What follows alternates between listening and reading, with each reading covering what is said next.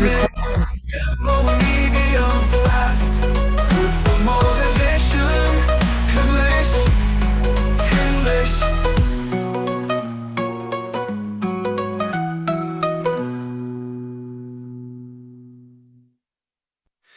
Way down a dreamer's time to log in. Let's dive deeper inside speaking. In this virtual room we learn and grow. AI and data science, let the knowledge flow. Welcome to AnalytixLabs. चलना शुरू करे, बस एक click में शुरू हो जाए हमारा सफर प्यार से। सोच बदलेगी यहाँ पर नए रास्ते दिखा के, तो तैयार हो जाओ क्योंकि अभी शुरू होगा ख्वाबों का सफर।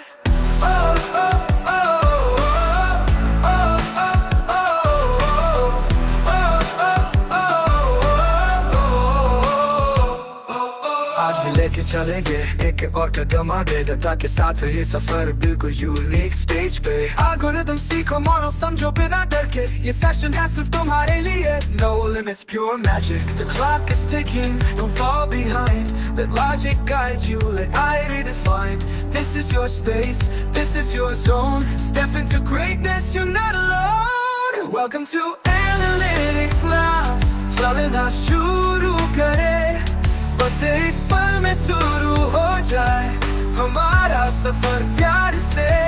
हर घंटा यहाँ पर मिलेगा एक नया जीवन, तो तैयार हो जाओ अभी शुरू होगा ख्वाबों का सफर।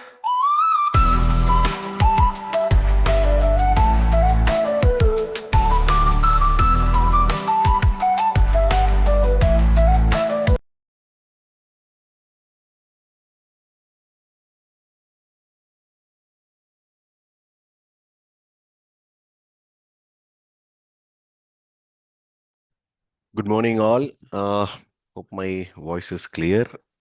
If yes, few of you can just raise your hand, please.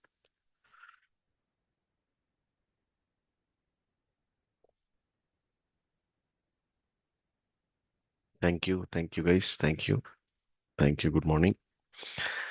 Okay.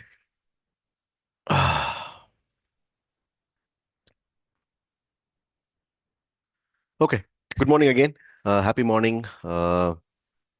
Welcome to the session, Career Reset 2026. Let's start. I mean, the music you just heard, I mean, for people who just joined like 2 or 3 minutes earlier, right? For a second, think about it. It wasn't created by a band. It wasn't composed in a studio. It wasn't sung by a professional playback singer. In fact, it was created or generated using Gen AI. How many of you think this is exciting? Just put it in the chat, guys. Come on. Yes, definitely. And guys, if AI can already create something that motivates, inspires, and moves us emotionally, then the real question is, what happens to careers that don't evolve with AI and data today, right? That's exactly why today's session exists. Great. So this is Sabrish. I'm with AnalytixLabs for the last 8 years, take care of admissions and counseling here. And most of you would have interacted with my team either in Gurgaon, Noida, or in Bangalore, who would have invited you for this session, right? Great. So right now we are at a point where job roles are changing faster than degrees. Skills are becoming outdated in 2 to 3 years. And companies, I'm sure you would have seen this happening. Companies are no longer hiring based on titles or experience or blah, blah, blah, right? They are hiring based on data literacy, AI awareness, and most importantly, problem solving ability, right? So today, whether you are from IT background, non-IT, operations, finance, marketing, accounts, or even a complete career switcher, or a complete of freshers looking to start a career, data and AI are touching every role, right? Ignoring this shift is not a neutral decision anymore. It's in fact a risky one, right? Great. So, why this session matters? I mean, today is not a motivational webinar for definitely yes. It's definitely not a buzzword heavy session. This masterclass is about what Career Reset 2026 actually means, why data and AI roles are growing despite the layoffs that you're seeing happening around, how people from any background are successfully transitioning into these roles, and what you should start or stop or probably avoid when planning your next career move, right? If you're feeling confused, stuck, or unsure about your future path, you're not alone and you're exactly where you need to be today, right? So, before we start and move ahead, certain ground rule, guys. This is a Zoom webinar, right? And all your questions will be answered. So there is a Q&A option that you're seeing in your screen. Either you're using your mobile or you're using a laptop or whatever. Use that Q&A to post your questions, to interact with the speaker or with me. You can put it in the chat. But any dedicated questions, kindly put it only in the Q&A so that it is not missed, right? Great. So I request you to stay till the end because we have so many things lined up. I'm sure there will be a takeaway for everyone who has taken your time to join on a Sunday morning, right? So it gives me a great pleasure to introduce our speaker for today's masterclass, Mr. Sumit Bansal, CEO and co-founder, AnalytixLabs, co-founder ScaleTricks.ai, right?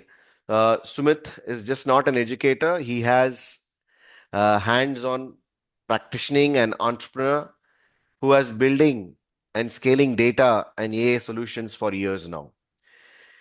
With over 18 plus years of experience, he's worked with companies like McKinsey, ZS Associates, etc.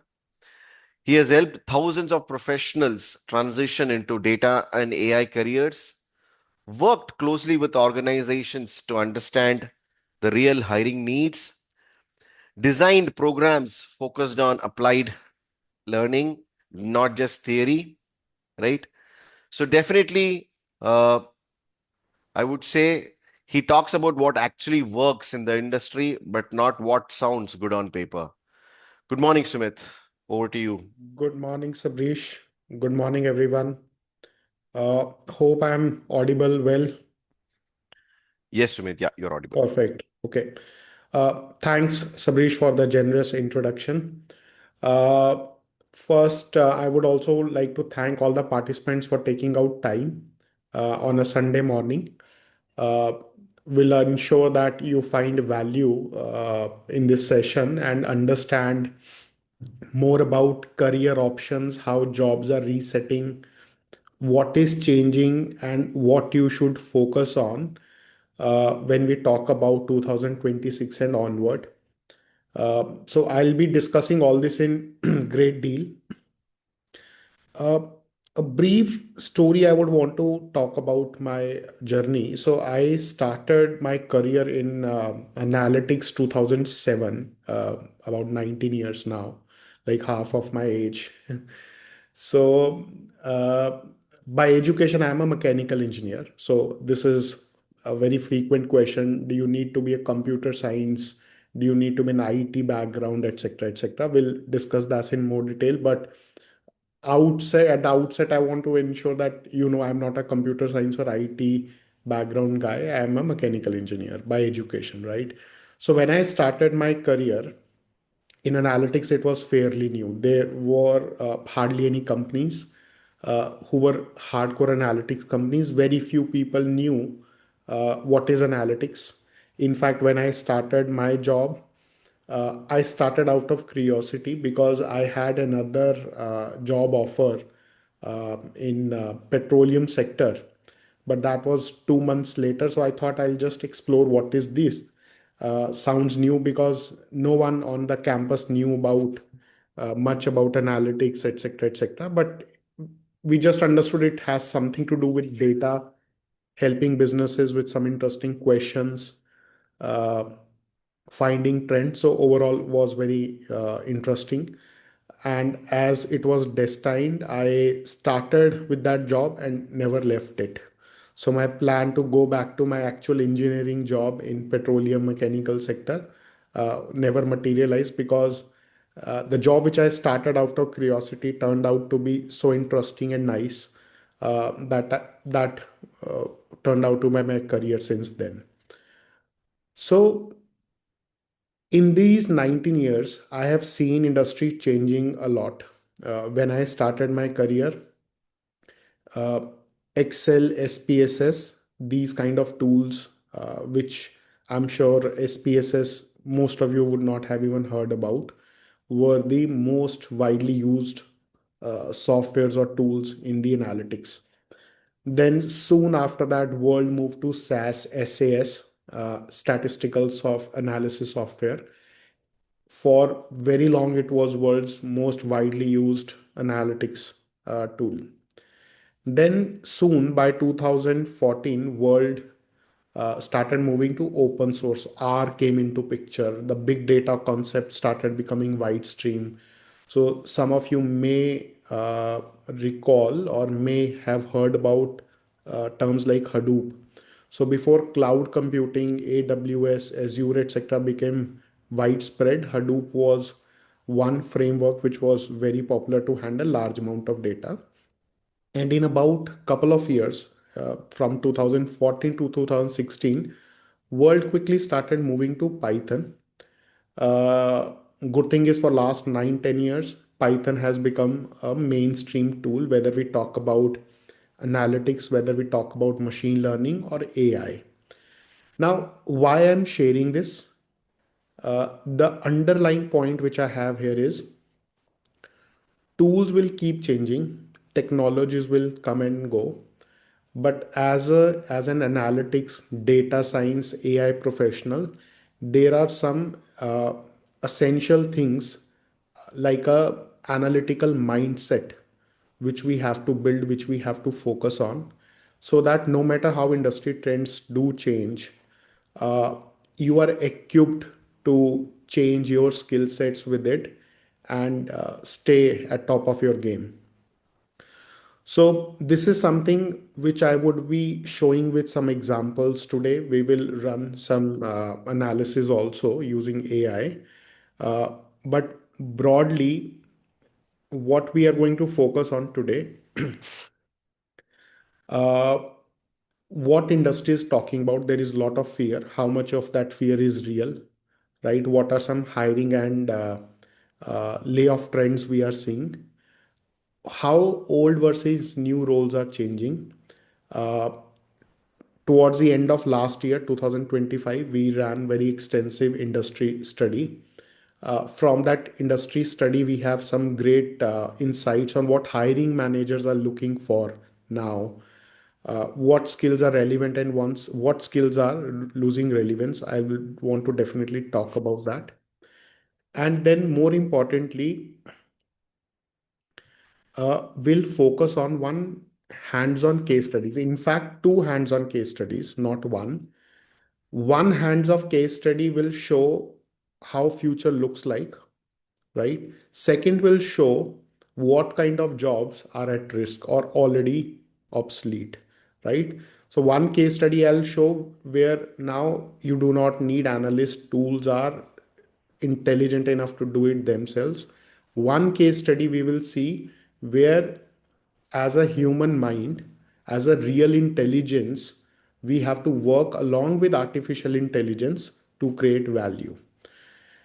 And then some of the tips in terms of career paths when you have to transition from tech, non-tech, fresher, non-fresher, these kind of backgrounds.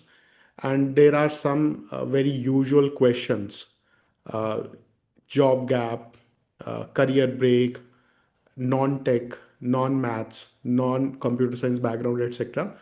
We have some alumni success stories where you can see people from different background, different skill set, different challenges succeeded, provided they picked up the right track, right effort, and right guidance. Right? As Sabrish has already pointed out, we would love to answer as many questions as possible. So please share them in the Q&A window. Towards the end, we might also open a mic if there are some questions you would want to discuss on the live mic session. But just to keep track of every question, please put it on the Q&A window. Any other comments, any other answers to my questions, you can share in the chat window. Right, let's get going. So first thing is some of the very, very important trends which we are looking at right now. So since 2023 mid, when US recession started hitting hard worldwide, IT stocks got knocked off. Especially Indian IT stocks got knocked off. There are a lot of news which are coming from. So one such example I have, this is just an year old from World Economic Forum, where they are predicting that 78 million new job opportunities in next 4 or 5 years. But there is an urgent need of upskilling to prepare the workforce, right? So one side we are talking about a huge number of new job opportunities. Of course, it comes with the caveat that new jobs need new skills, so that upskilling is needed. Then Anthropic CEO. So few of you may know about company called Anthropic. If not, then you may know about a tool called Claude.ai. That is what we are going to use for our case studies. Just a week back, they have launched one feature in their AI tool, which has shaken off the IT industry worldwide. So if you look at the IT stocks in US, last week they dropped down heavily. Even in India, there is huge pressure and impact on IT stocks. I'll show what is that feature which has just knocked off trillions of dollars in world stocks. So that is part of my second case study today. So Anthropic CEO warns about 50% of white collar jobs will be wiped out. Okay. So this piece is about 6 months old, 6, 7 months old. If we look at the latest number, actually, some experts are talking about 90-80% of white collar, the entry level white collar jobs are at risk. So in May 2025, where this news comes from, they were talking about 50% white collar jobs. But if we look at with the recent groundbreaking uh, events which are happening, we are talking about 80-90% white collar jobs, especially the junior level white collar jobs are at risk. Okay. So some, of course, very worrying trends. Then there is a very famous technology reporter. He predicted about 2 years back, close to 2 years back, that 300 million jobs will be replaced. Now, point to be noted, he did not say they will be lost, they will be finished, or they will be eliminated. What Chris Wallace is talking about is they will be replaced, right? So replace is a very important word here. So if we look at all these important world figures, technology figures, economic figures, we see important trends emerging last 2 years, especially last one year. Then at the same time, we also see very wide layoffs, especially in large tech companies. Amazon, in fact, had a very large round of layoffs in December, I think, uh, early this month or later last month also. Now, is the fear real? If we look at some of these experts, if we look at the layoff trends, yes, the fear uh, seems to be real. It seems to be legit. But under the layer, under the level one layer, there are more trends which we must understand. Not just if we are talking about or considering to switch to a career in data science or AI, but also if you are into knowledge job, IT job, white collar job, then these are some of the realities you must accept and face in real time. So if we look at some of more industry reports, Gartner is one of the most respected voices in industry research. So Gartner says that 70% of the company still needs analyst. So of course there is impact on analyst, entry level analyst jobs, but Gartner is saying that 70% of companies still need analyst. Is It's not that companies do not need analyst. On the other hand, if we look at the recent LinkedIn data, LinkedIn, I'm sure you all know, uh, and over last 2 3 years, it has also become a very potent platform for job seekers and for recruiters. So if we look at the LinkedIn data, year on year, there is 40% increase in job openings, which are related to data and AI. So what is happening at on one side, we are seeing in IT industry huge layoffs. We are also seeing very grave warnings coming from white collar workers. But when we specifically look for data and AI job roles, and especially those data job roles which need AI skills, there is a 40% increase. Needless to say, 40% increase for any domain, any career, year on year, is huge, something which cannot be ignored at all, right?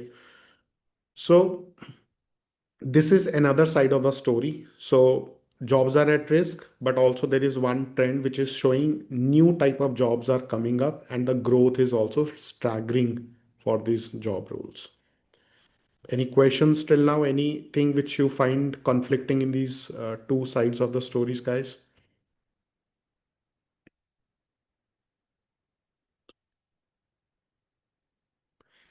Okay.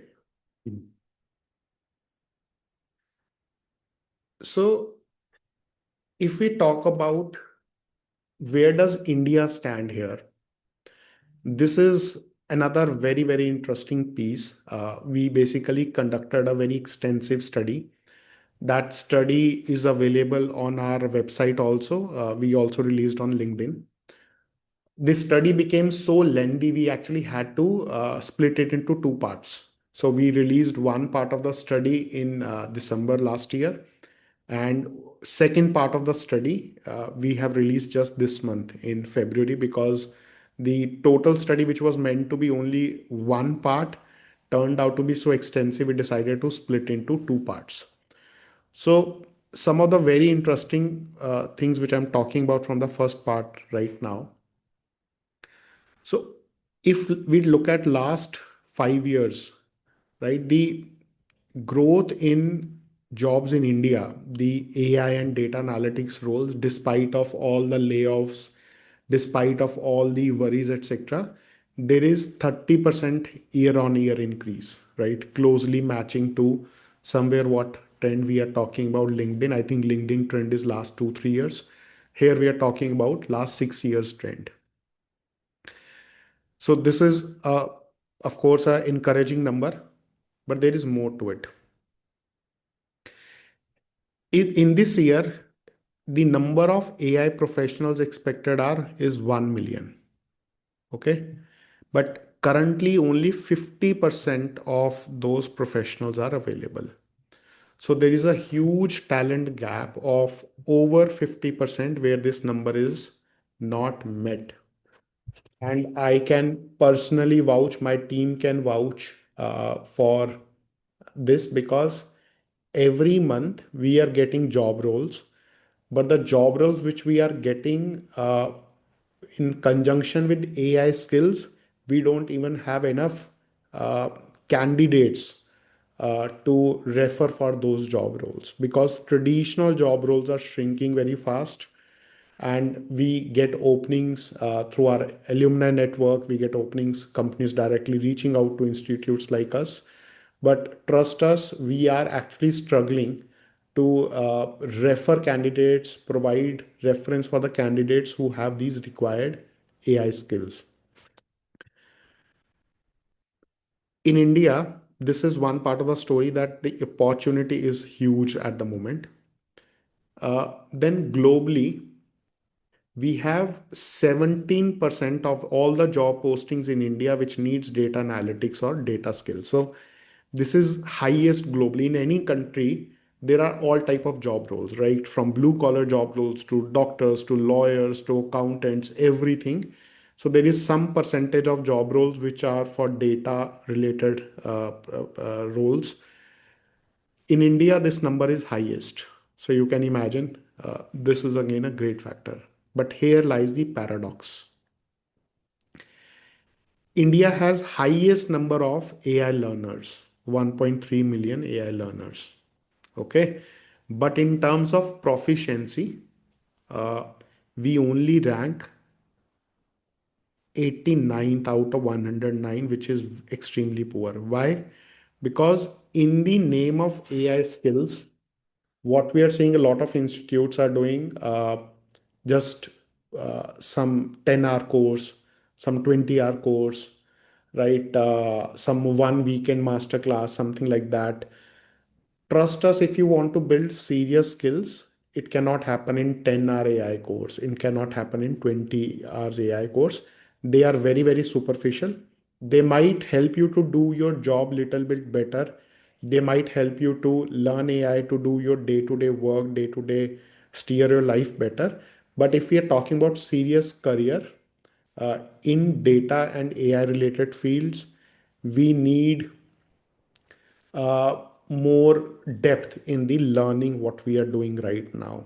I don't want to name any platform. You must be seeing a lot of YouTube ads, YouTube videos, 499 course, 299 course, such that. So that increases the number of learners, but that does not really increase the meaningful AI skills which industry is looking for. Okay. But the key things to remember here, if we can build some meaningful skills, the opportunity is massive. There's a lot of talent gap at the moment. And like any new technology, you would have uh, this talent gap to your advantage, because these kind of salaries, the kind of job roles, the kind of growth, that's going to be far, far better than most of the other career tracks. So that's why we say the time to move now is 2026, because technologies have matured. We are seeing where we are heading. Of course, there will be disruption every few weeks, new tools and technologies will come, but still, there is a huge stuff which can be done now. So I hope my point is clear, that we rank poorly in terms of actual uh, practical AI skills. So that is where the huge scope is, because the number of jobs and the talent gap which we have in our country is huge. There is huge opportunity, that means, for any serious learner. So please to ping any question you have in the chat. Now, we got to know there is a huge potential, huge opportunity. Let's also understand what kind of jobs are there, who are hiring. Okay. So a lot of hiring which we are seeing are happening in the internet or tech companies. So this might mean companies like Zomato. This might mean companies like Cisco. This might mean companies like Ola, Uber, Ola Electric, uh, uh, even your banks which are becoming new age banks, fintech companies like Paytm, Phone Pay, etc., etc. So these are the new age tech or internet companies, what we call as. So there is huge hiring happening there. And equally, there is a strong competition or strong contribution from other companies. So it's not that one sector is dominating and then it's a risk that one sector fizzles out, one sector goes down, one sector bursts, then the job opportunity will stop. If we look at the traditional banking, finance, insurance companies, they also contribute very, very strongly. So here I'm talking about banks like Citibank, HDFC, IDFC, right? Insurance companies, Bajaj Alliance, name any of these.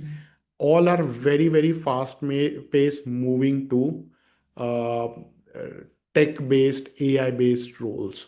A lot of work which we are doing is very, very rapidly being data-driven and AI-driven.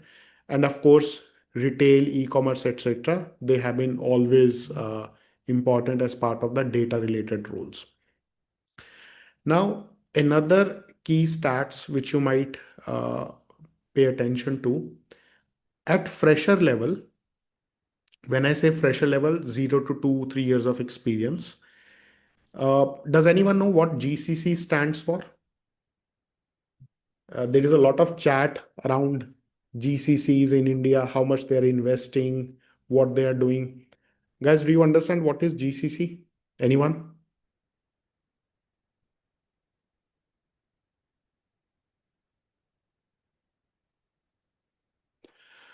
So,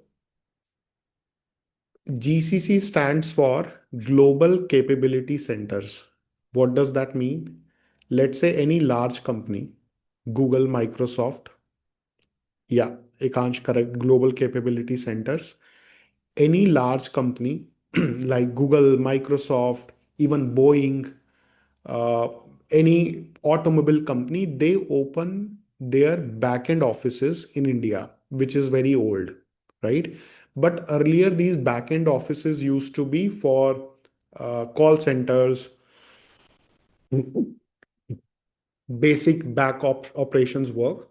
But in last few years, given the kind of talent we have in India, these global capability centers do very cutting edge work, research work, right? So I know dozens of such companies, starting from your investment banks like Goldman Sachs, giants like Amazon, Google, Microsoft, uh, companies like GE, Boeing, right? Or even insurance companies, healthcare companies, they have global capability centers where they do cutting edge data science work, analytics work, AI work, research work. So with the success of many companies which invested in India about 10 years back, 15 years back for GCC, now almost every major company, every Fortune 500 company wants to set up global capability centers in India.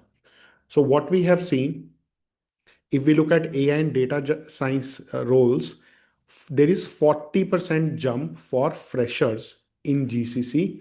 And trust me, for any beginner, any mid-career professional, starting your career or switching your career to GCC offers a great learning opportunity because you get a global exposure in terms of technology, in terms of business exposure, in terms of even the quality of work for that matter. So this is for freshers. Similarly, for AI leadership roles, there is a huge surge because not very few people know how to deal or work in AI, especially at the senior level. Let's say young workforce out of college may still have an idea about AI, but for senior workforce, there's a huge, huge hiring surge and the talent is short of it. So overall, if we look at across the band, across the sectors, across the tenure level, the hiring trends are very, very promising provided we have the right skills. And when I say right skills, please underline that point because I'm very shortly going to show you what do I mean by that, because there are some skills which have been in industry for almost 10 years now, but still institutes or students are focusing on it. And trust me, they are not going to get you hired.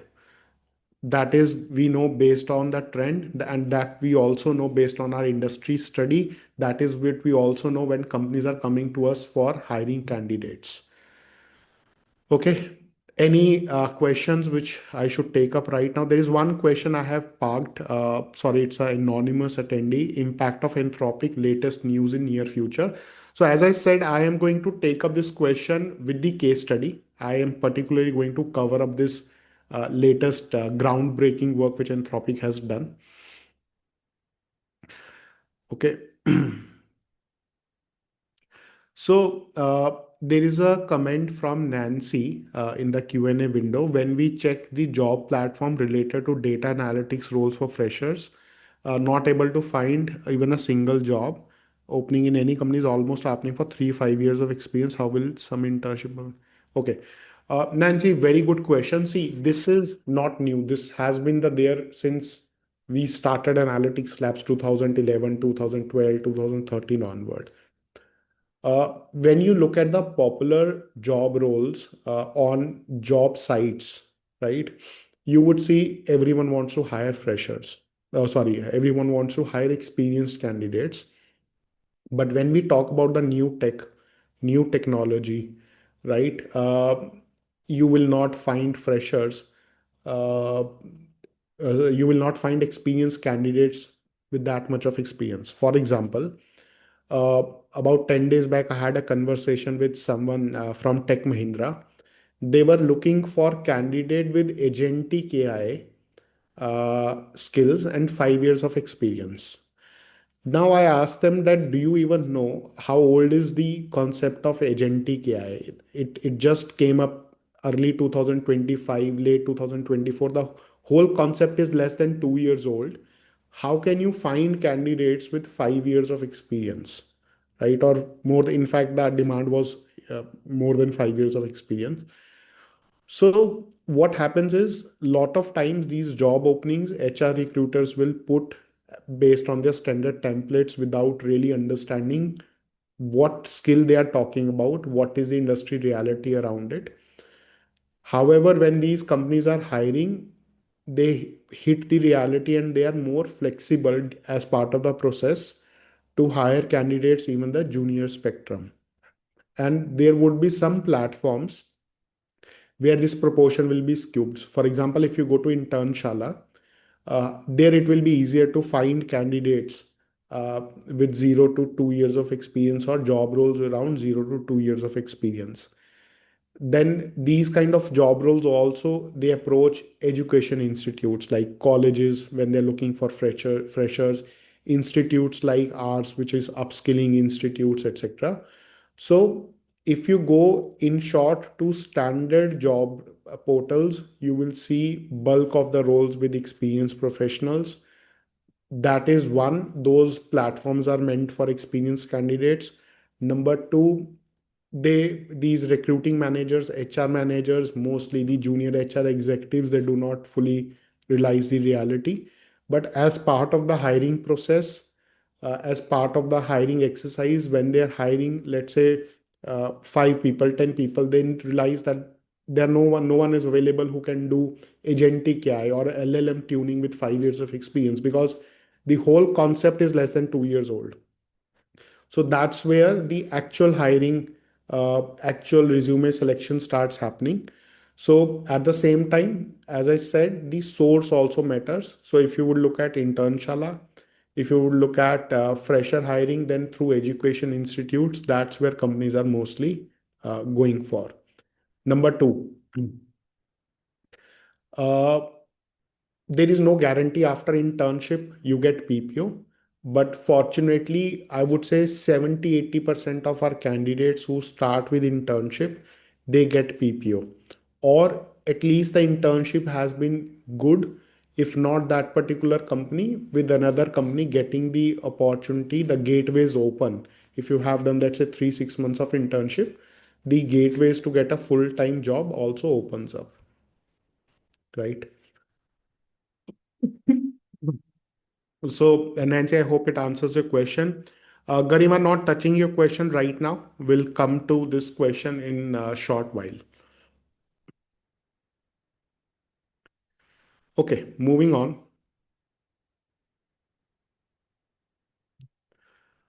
So this is where things get very, very interesting. If we look at 80% of the data analytics, data science courses, okay, they focus on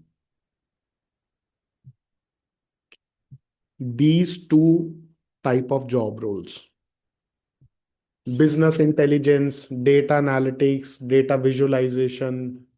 Okay. Another probably half 5% focus on deep learning, which of course at some point of time, uh, 2018-19 onward was very, very popular till 2023-24. So most of the analytics data science course, they focus on the traditional machine learning or data analytics and visualization, or even if they go to more advanced of deep learning. But this is something we have been seeing since 2024 mid, or you can say from the second quarter of 2024. These roles are declining very, very rapidly.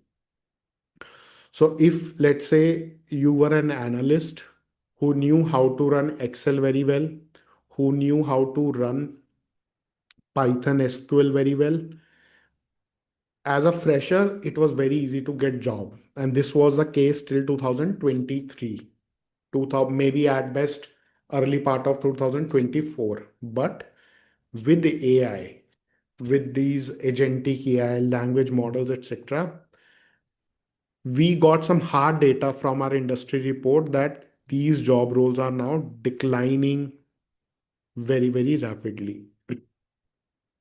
And anyone who is close to data science analytics and have seen the AI capabilities, how these tools can do, again, part of my case study today, uh, you would see and agree that this was obvious to be the case. Okay. However, if we look at the new age job roles which came up after 2023, like large language model or Gen AI specialist, skills like prompt engineering, okay, skills like building AI on cloud infrastructure, machine learning engineers, ops engineers, or specifically agentic AI, a skill which I just spoke to when was talking about that Tech Mahindra case. Now, these skills are the actual skills which have emerged in last 2 years, very, very high in demand, very low supply, and they are rising very, very fast. So what does that mean? Should everyone become like an Gen AI specialist, prompt engineering specialist? No. Again, that will be the mistake. And if you do that, that is where what I was talking about, the low AI proficiency comes into picture. What is really, really getting people placed? If you can combine this, I'm talking about people who are coming from non-tech background. Okay. First, let's talk about non-tech background and some level of this with these skills, right? That's where we are seeing maximum job opportunities. That's where we do not have enough candidates to refer for the jobs which we are getting in last 1 year. Okay. So what is happening? You have to combine these skills with the traditional analytic skills. That makes the very, very powerful combination, which we call as data analytics and AI. Okay. Now, let's say if you're coming from tech background, computer science background, IT exposure, software exposure, what you can do is combine these skills, right, along with these two skills. That is what we call as data science and AI roles. So the first one which I'm talking about, very good for non-tech people, data analytics and AI skills. This is your data science, machine learning, AI skills. We'll talk more about it, but this is straight out of, again, the industry study we did.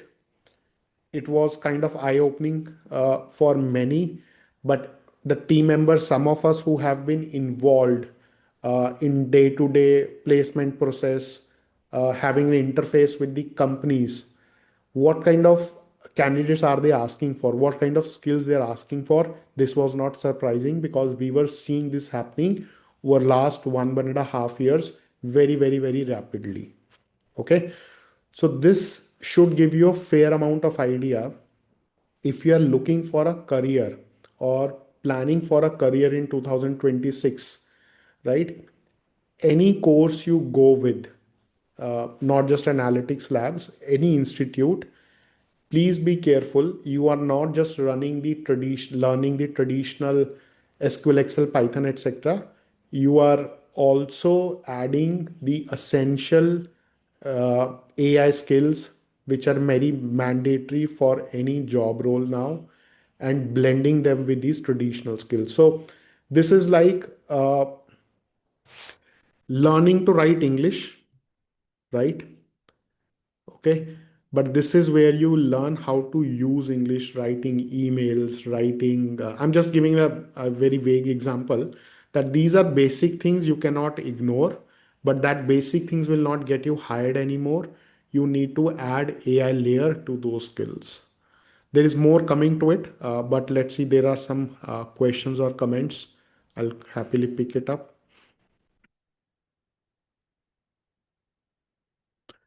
Tabassum has a question. uh, Is data analyst role good for a 35-year-old switching from HR background to data? Uh, See, for lot of candidates we get, they are this kind of mid-career transitions.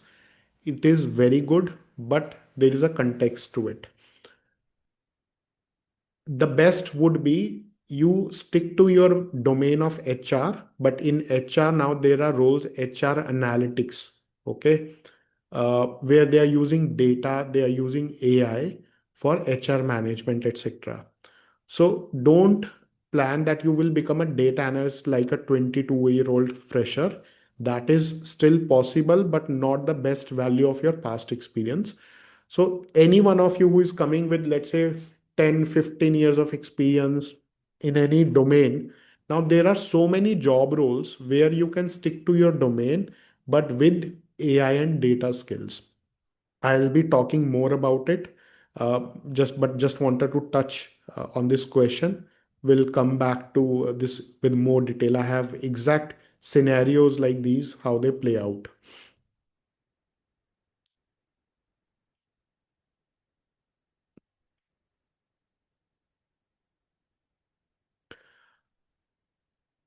Okay, so the rest of the questions, there is one more.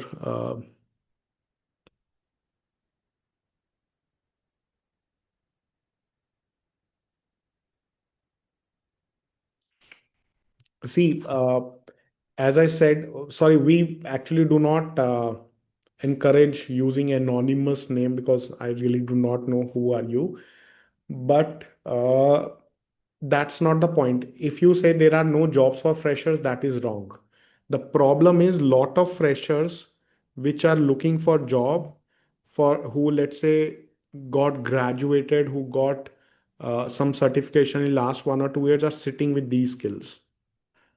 So it is wrong to say there are no jobs for the freshers. We are getting jobs for the freshers, but do you have the right skills or not?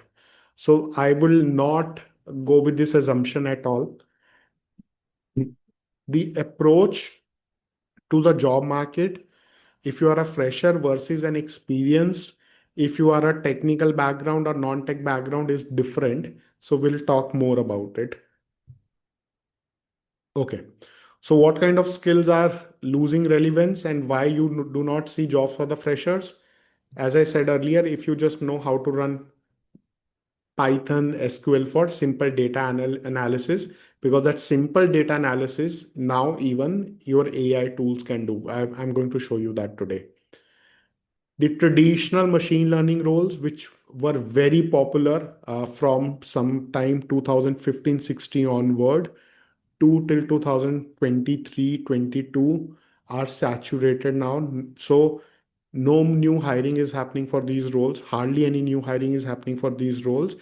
And even if it is happening, it is for people with experienced candidates, right? So you cannot be a fresher and expecting that you will get a job role with the traditional machine learning roles. As I said, business intelligence, MIS roles, this is declining because your AI tools can again do that now. Again, probably I'm mentioning this third time. This is part of my second case study, which I'm going to show this. Then the big data skill set. I mentioned this also. Hadoop at some point of time used to be hugely in demand about 10 years back, 11 years back. So the if we look at the job index for these roles, it has dropped less than half. So the point we are trying to say is lot of people in industry are struggling because they are still focusing on the obsolete job roles which have lost the significance. And unfortunately, I still see a lot of candidates going for certification courses focusing on these obsolete job roles. Imagine when you are done with the certification after 6 months, you're looking for these kind of jobs. Unfortunately, you are likely to be disappointed or find it very, very difficult to find any lucrative job role. So, what is changing? We have already learned. If you are just good at generating reports, analytics reports, basic dashboards, etc., right? These skills are out of demand now. If you were a data engineer, you were just writing data pipelines, moving data from one place to the other based on rules. This job role is also pretty much automated now. If you are just creating basic dashboards, static dashboards, this is also not in demand. And this is where, especially most of the freshers, because a lot of the fresher jobs earlier used to start from this level, uh, used to focus here. And then it wasn't bad because that was the industry demand. Even till 2020 to 23, we used to guide freshers on these tracks or on these lines because people were getting hired and it was good for a fresher to begin with these kind of learning tracks. Now, what is needed? You have data analytics skills, but can you use AI to be an analyst? Something you used to do earlier in 3 days, 1 week, can you now do that in few hours? Okay. Again, that is part of my first case study where I'm going to show you this. Are you efficient in talking to AI? Right? There is a skill called prompt engineering because at end of the day, AI is a tool. So how you talk to that tool determines if your outputs are smart or they are not up to the mark. So this skill is again extremely important. Third, product specialist. Let's say a company has acquired generative AI engine. Okay. Can you use these tools to think faster to create better productivity and output? Graphic designers, creative writers. Sabrish gave an example about this music which we were playing at beginning of the thing. That was just as an example, right? Can you be a product specialist now which can churn out outputs and products faster with the power of AI? The other set of roles, decision intelligence. Can you help leaders to make smarter decision with the data? So this role is also called analytics consultants in traditional sense. But in analytics consultant, you were heavily relying upon the traditional analytics approach. Now, here the expectation is, do you understand all the AI stack, AI suite, AI tools which you have, and help leaders to draw better real time decisions? Then there is a very, very popular role, agentic AI related roles. Can you design AI systems that can automatically set goals, learn and adapt, and act with autonomy? For example, this is something I would suggest you guys go back and check. I'll see if the time allows. I'll also share one example. Let's say a company gets an invoice, a vendor, or anyone who has to take money from that company sends that invoice. Okay. Now, earlier, what used to happen? Someone from the finance and accounts team will open that invoice, check that invoice. If that invoice looks legit, was it issued against a particular product order? If the amount is correct, the details, the tax numbers, etc., are correct, enter that invoice into the system and then send for the processing, right? Now, this is a very, very simple example of agentic AI, and this is something even we have implemented at Analytics Labs last year. So, when you send an invoice, okay, uh, AI automatically checks that invoice. If that invoice looks fine, has all the required details, is as per the approval policies, that invoice is saved on a Google Drive. Also, the details are put on a Google Sheet, okay, and aligned for the payment whenever the next payments are happening. If that invoice is incorrect, if that details are missing, they are not following some tax compliances, something is not looking correct, that AI agent can also reply back to the person who sent the invoice asking for those details. A very simple example. So, in short, people who can design these kind of systems, right, are now in more demand than actually data scientists, which used to be one of the most high demand job a few years back.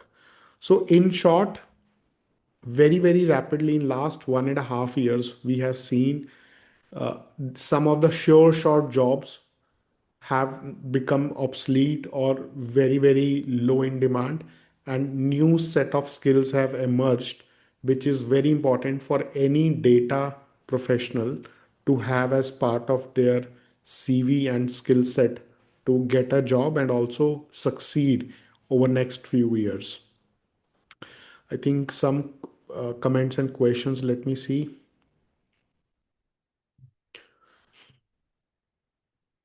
Okay, these questions we have parked for later.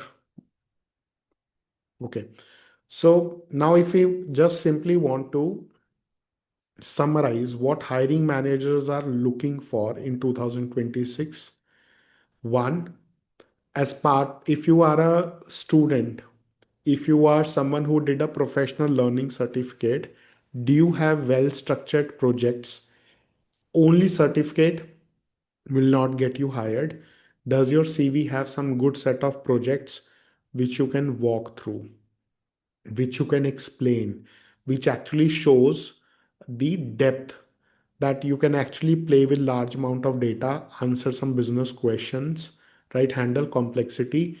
It should not be a certificate, let's say, obtained from Udemy, Coursera, and all that by doing short courses, etc., etc. No, that is not sufficient to get hired. I do not mean to devalue or demean Udemy or Coursera courses. They are good for someone who is already working in a field and want to learn something specific. Let's say you are someone who is already working on logistic regression.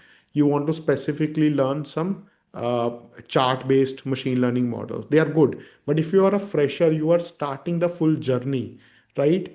Or you are a professional, mid-career professional, you want to switch your career, then it takes a more structured and more hands-on approach. Number two, you can explain the projects, you can tell the story which data is telling and present that skills. So this is one of the unfortunately biggest problem with the candidates, or especially fresher candidates we see in India. Many of the candidates we have, they would be good in the uh, data handling, data analysis, etc. But when they face interviewers, when they face any interview round where they have to explain the project, they have to present the project, they fail miserably. So what we have done as part of our courses in last 2 years, we have something called PRP. I'll explain more about it, which PRP stands for Placement Readiness Program. So once you are doing your course, you have learned the tools, techniques, etc. As part of the placement readiness, you are also made to present your projects, explain your projects pretty much like a real life setting. We also do mock interview with external industry panels. These are the people from industry who hire for their companies, who have hired people in previous role or current role, so that you get a real time, real world exposure in terms of how do you explain the project, what kind of skills do you need to explain the story which is coming out of the data, the analysis you have done. So this is extremely important skill, and lot of candidates, especially fresher candidates, struggle with it. Number three, very important in last 1.5 years, as I mentioned earlier, Gen AI fluency. Okay, or you can call it simple AI fluency. Can you talk to AI tools? Can you use AI tools proficiently? As a data professional, you cannot just write anything in chat gpt etc and do a suboptimal job. When you're dealing with data, any wrong command, wrong prompt can actually waste very valuable resources in terms of processing time, in terms of server cost, etc etc. So it is important, as a data professional, you also know what is the efficient way to talk to these tools and get a professional level output from these tools. Then can you work in a team? So as part of PRP, another thing we do is we sometimes give you a group exercise. We'll create a group of 2 or 3 people. You get a problem statement, industry statement. As a team of 2 or 3, you have to work on it. So can you work as a team? Can you collaborate to solve a problem? Can you divide tasks and get along with different people to in a time bound manner? And business application and problem solving. So let's say you know how to use Python, you know how to use SQL, you know how to use Claude. But if you got a business problem and no one told you what data to use, no one told you what tool to use, can you figure out your path that, okay, this is the business question, right? What kind of data do I need for this? How should I analyze this? And which is the best tool? What is the best approach to use? For example, the question you got that a particular e-commerce company is seeing unusually high return rates. So let's say industry average of order return is 5%, but this company is facing 15% order cancellation, order returns. You have to find out the reason for it, how to stop it, right? Now, in real industry scenario, no one is going to tell you that take this data, this is how you analyze the data, this is the tool you should use. So can you connect the knowledge of analytics tools and techniques which you have with the real business problems? So these are some of the skills which in the AI age have become extremely, extremely important. And one of the key things which I would want to underline when we work on the case study. Okay, so I'll take a quick pause here.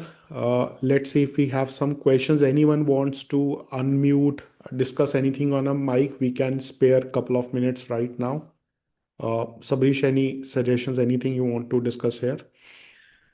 So with all the questions we have answered, yeah, definitely if someone wants to ask a question, yes, you can raise your hand. Uh,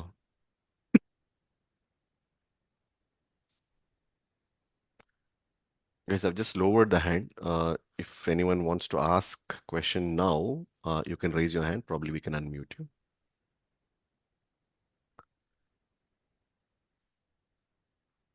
Okay, so usually, I'm waiting before I proceed. Usually, this is a slide where we get a lot of questions. So I'll just take a minute and try to understand if anyone wants to discuss anything from the previous slides. But once I get started on this topic, we usually see a lot of questions coming up.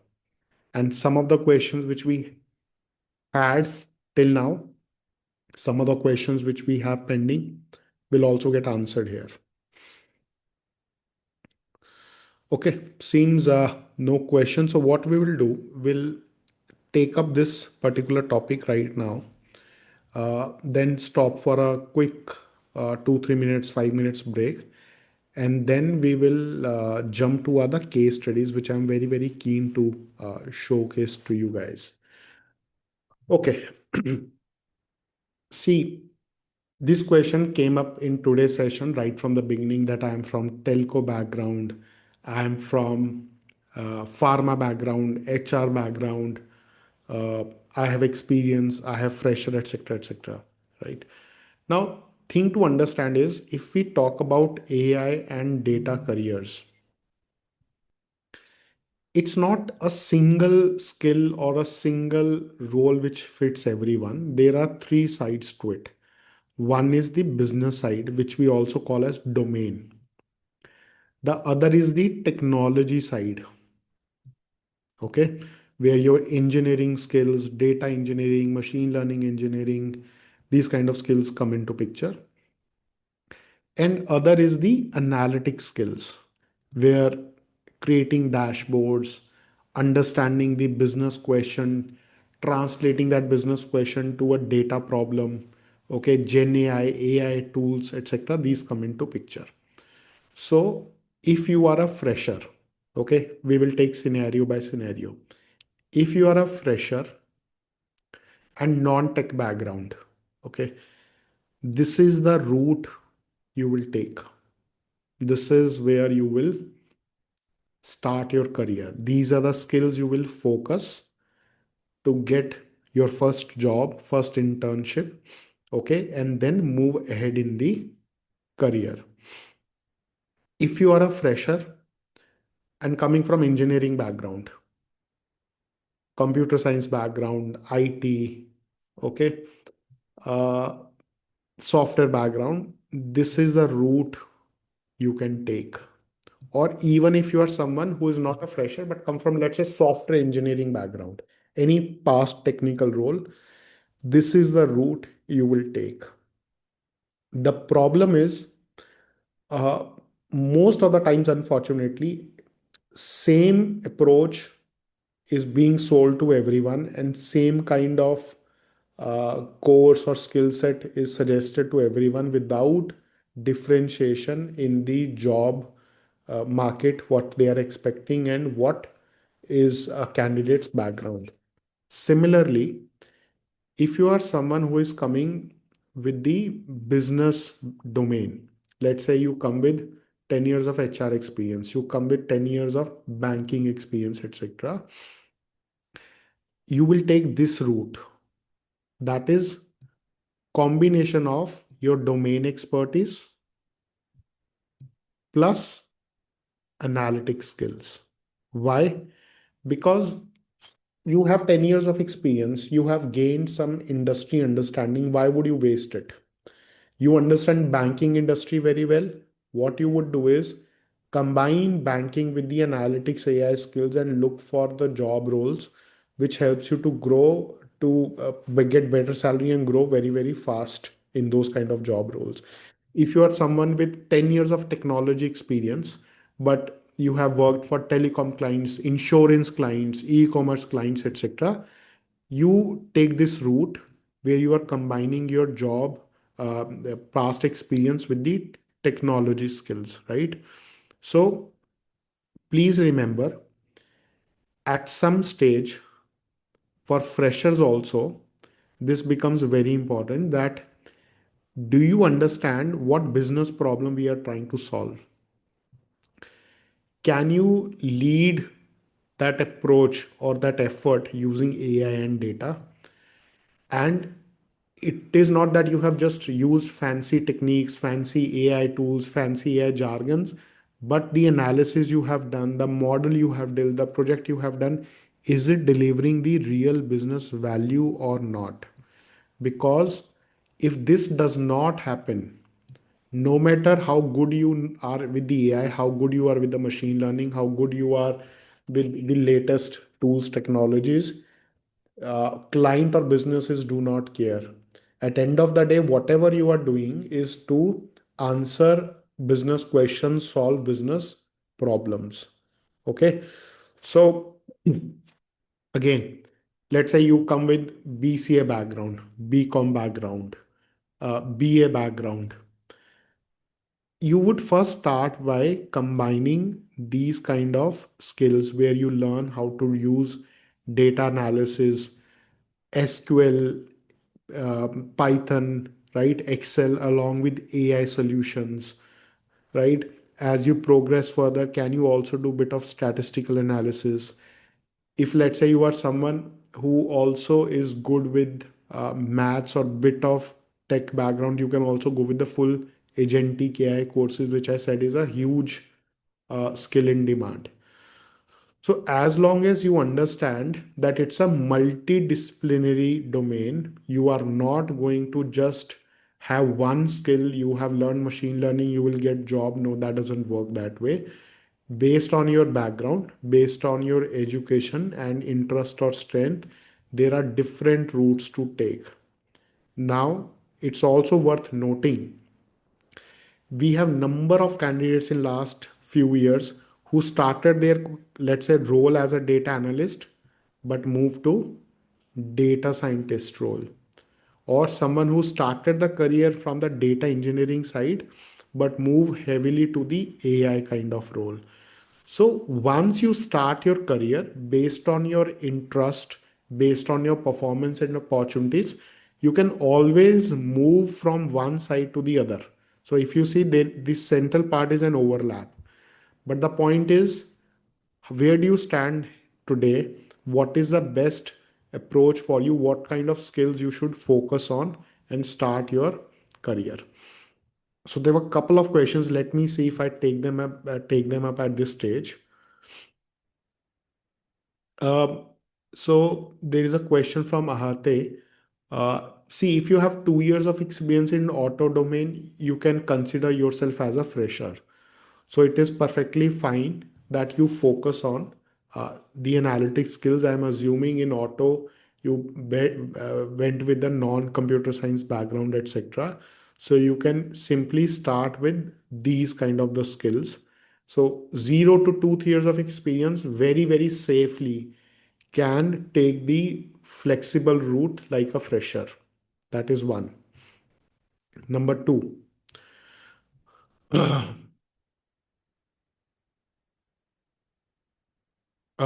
Aman, there is not going to be any negative impact once you have started and entered the field. Okay. So we have number of successful stories. This is a slide which I generally take later on. But just to give you an example here, we have number of stories where people are coming from all different kind of background. So for example, Archish comes from BA background. Okay. So he comes from BA honors. I remember, if I remember correctly, history background, right? So people coming from mechanical engineering background, people coming from academic background, right? Nikunj was an associate professor before he switched to a corporate job. So the point is, there is no negative impact. It's a high pace, high growth career. However, the important point is where you start your career now, what is the strength where you should focus on as part of the skills. Okay.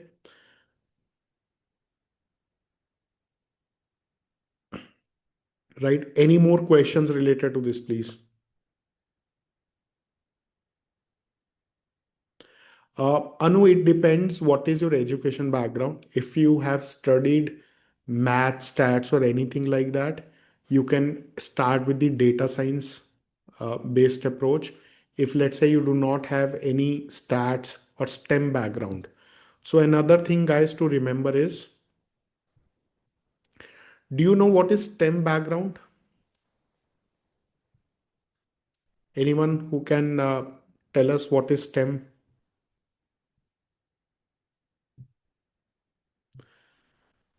So STEM stands for science, technology, engineering, maths. So people who are coming from STEM background can start with the data science based roles or full stack AI based roles. If you are someone who is coming with non-STEM background, you start with data analytics or business analytics with AI to, of course, have the job roles which are available in 2026. So this is a simple thumb rule, and that is what I have tried to explain here as well. Okay.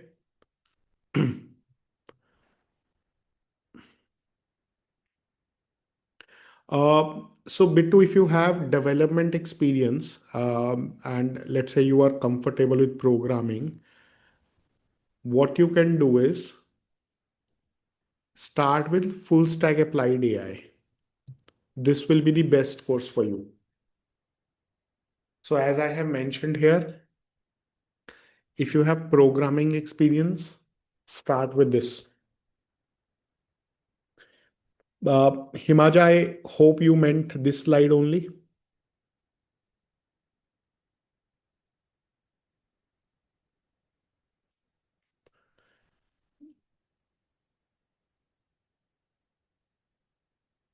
Uh, See, you can, this is, I'm answering Ahate's question. You will learn Python as part of analytics and AI also. Okay. And it's perfectly fine if you want to go with data science.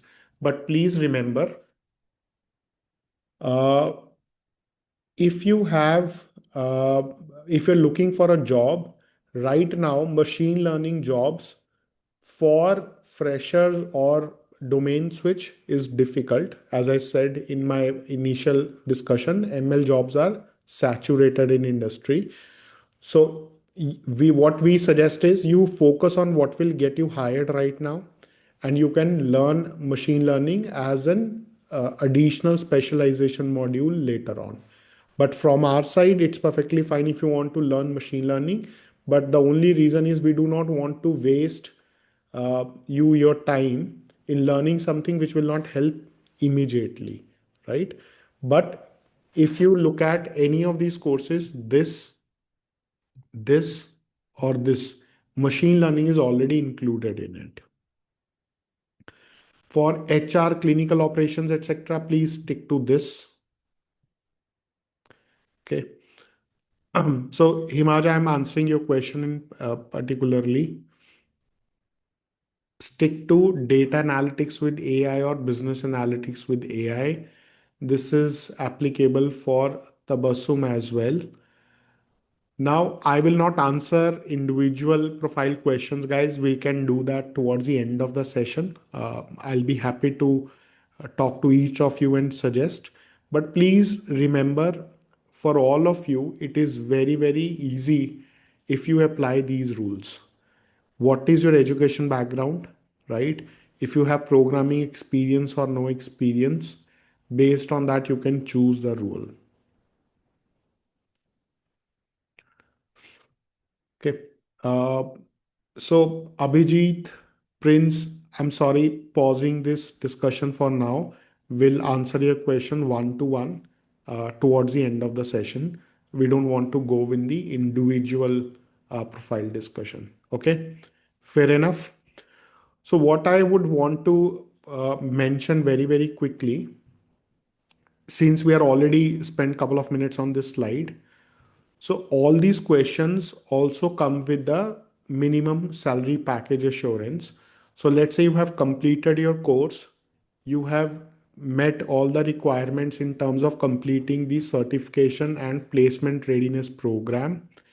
If you don't get placed, okay, we will also be returning 50% of your fee. Let's say you have completed data science course, you do not get placed in 6 months minimum at this salary package, we will be refunding 50% of your fee.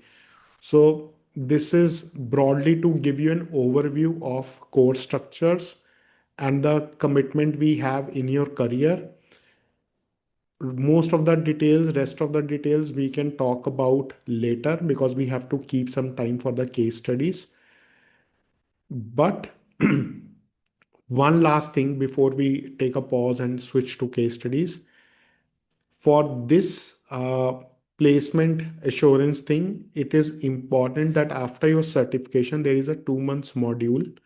As I said, placement readiness program, where you go through several refreshers on hard and soft skills now, including your interview skills. How do you handle interviews? How do you handle the communication side? How do you present your profile on LinkedIn and other job portals? How you build resume and how you present your project work. If you remember, I mentioned it's very important to have a good project portfolio. How do you maintain a good project portfolio on a GitHub and Kaggle portal?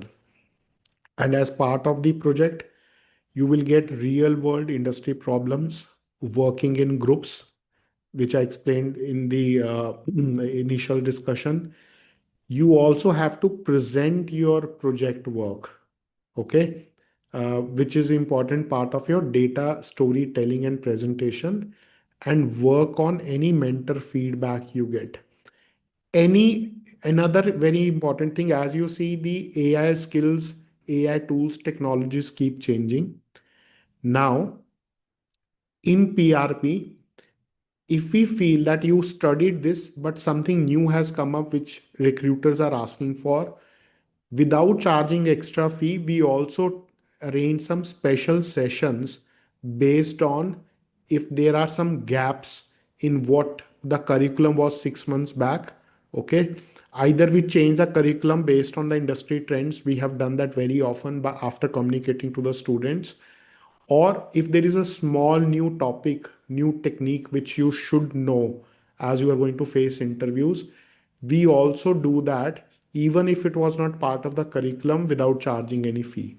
So the point is, right from your comprehensive course structure based on your education and work experience profile, we also have a very focused placement readiness module which gives you a 360-degree view and experience to gear up for the real world interviews, real world challenges. Okay, this I intended to discuss this later on, but since some questions steered us towards this discussion, I touched upon this. Now what we want to do is work on the case study. If you guys are okay, I can continue without break.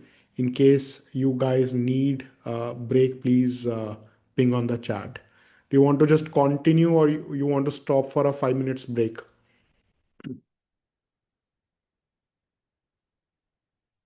Okay. So let's do one thing. It's 12:24 or 12:25 by my watch. We will resume at 12:30 sharp. Okay. There are some important aspects we have to cover in the case studies. Please stay tuned.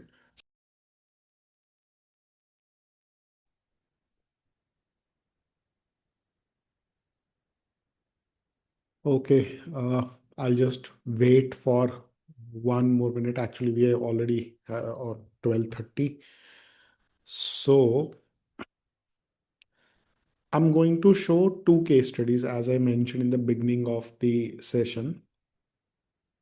The first one is the new AI tool which Claude has launched last week, which I mentioned has knocked off IT stocks very badly. So if we see, this is my standard tool called Claude AI. CLUADE, Claude AI. Okay.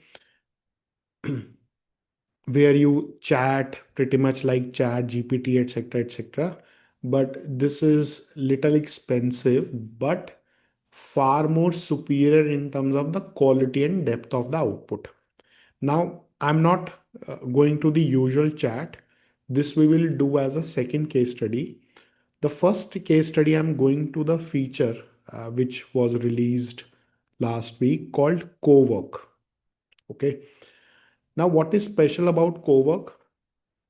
It can pretty much do a task like an analyst, as an executive assistant, anything, uh, pretty much autonomously. It can access my files. Okay. It if I want to give it calendar access, it can do calendar access. If I want to give it to find insights in my files like an analyst, it can do all of that. So as part of this case study, what I'm going to show, let's first look at the problem statement. We have sales data coming from 8 different states. Okay, 8 different regions. What is in this sales data? uh, Order date, when it was shipped, which region, city, online, retail, etc., etc., right? And what kind of product? Monitor, tablet, mouse. It's an electronics category. Let's an e-commerce kind of use case. Okay. So it has lot of information in terms of discount, price, net sales, profit, etc., etc., etc. Okay, how much time it take to deliver, what is the return window, was that order returned, yes and no, etc., etc. So this same kind of data we have from 8 different regions of the country. What do we want to do? This is our problem statement. We want to consolidate all the data into single file. Okay, then we want to analyze the data region wise. Okay, and then we also want to build executive summary like key insights, what kind of dashboards we want. Even if we want to make it some kind of charts, it can do all that kind of stuff. Okay, so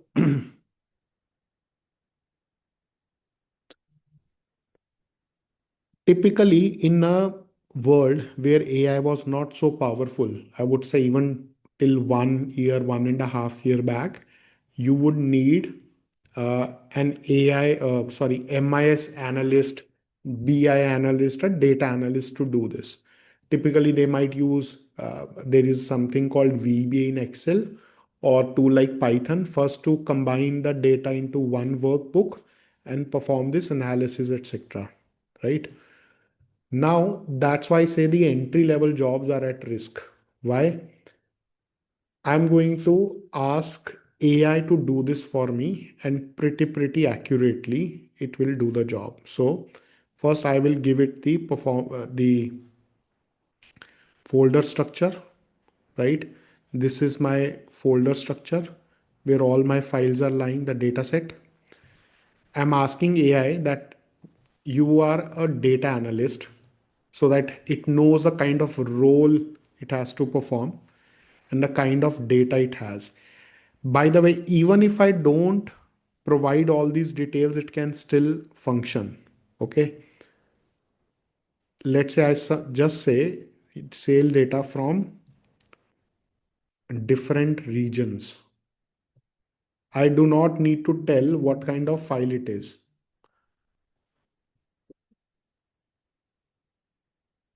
Okay. Now consolidate the data, analyze the region wise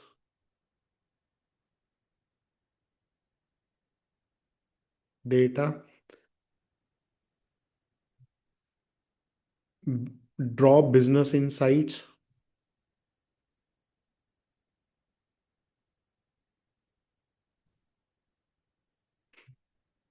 and I'm also asking to create a dashboard. To a to a typical fresher analyst, I generally need to give the instructions these much details. Okay. Here I'm not giving the details like these. I'm just giving the very, very broad discussions, and also create charts for, and I don't even need to tell this that what kind of chart it should create. It would automatically know that for what kind of analysis, what kind of chart will work best. So I do not need to know. So you see the output, it will take a few minutes to run. Okay. But let's be just patient for a few minutes here. I want you to see what it is all doing at its own end. It is reading the data. It is creating its own updated to-do list. I did not tell how many files are there. See the remark. It automatically reads there are 8 files from different regions, sharing same kind of schema. Schema means data structure. Okay. So it will take, I think, 3-4 minutes for this kind of data size, etc. But if you see on my left hand side, all the tasks automatically laid out, data sets read, what skills it is using. If you see the context, skills means what kind of skills this model, AI model, needs to have. It needs Excel skills. So like an Excel analyst, MIS analyst, business analyst, it needs to know what kind of tool it is going to use, and automatically it is assessing that. I have not described to use SQL, Python, or anything it finds fit. In fact, the next case study we will do, we will use Python, etc. But the point I'm trying to make while it is running is, if you see a lot of IT companies, lot of uh, companies were doing this kind of work, hiring analysts for this kind of work, etc. But imagine now, if an analyst would do this kind of work, it will typically take 1 or 2 hours. Even if it's a good experienced analyst, at least it will take 1 hour of work to do this.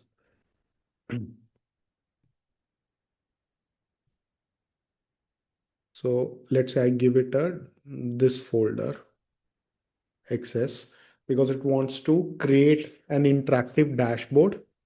If you see, it is creating an interactive dashboard. So coming back to my point, so earlier analyst will learn Excel skills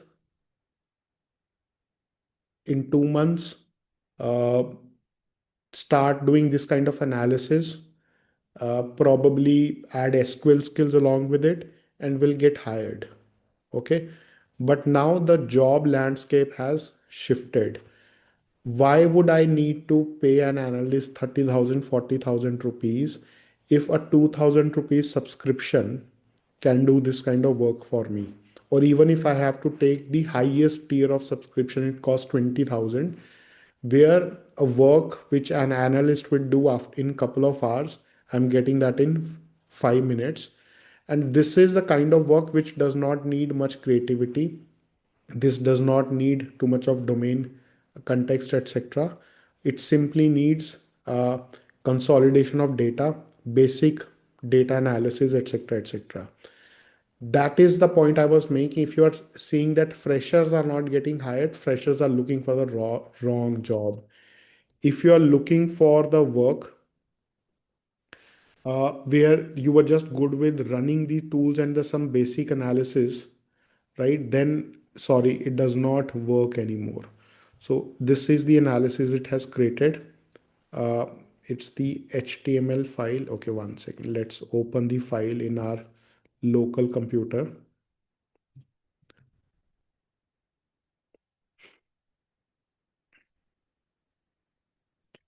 So one, it has created an HTML dashboard. 1 second. Let's open the Excel one. No, 1 second.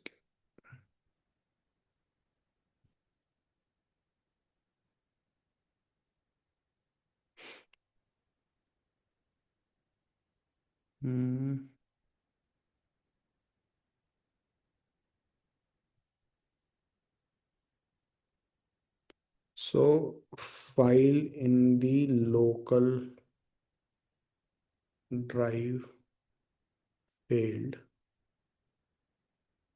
Can you load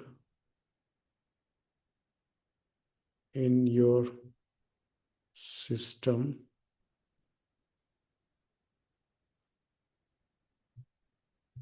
Just need the Excel dashboard.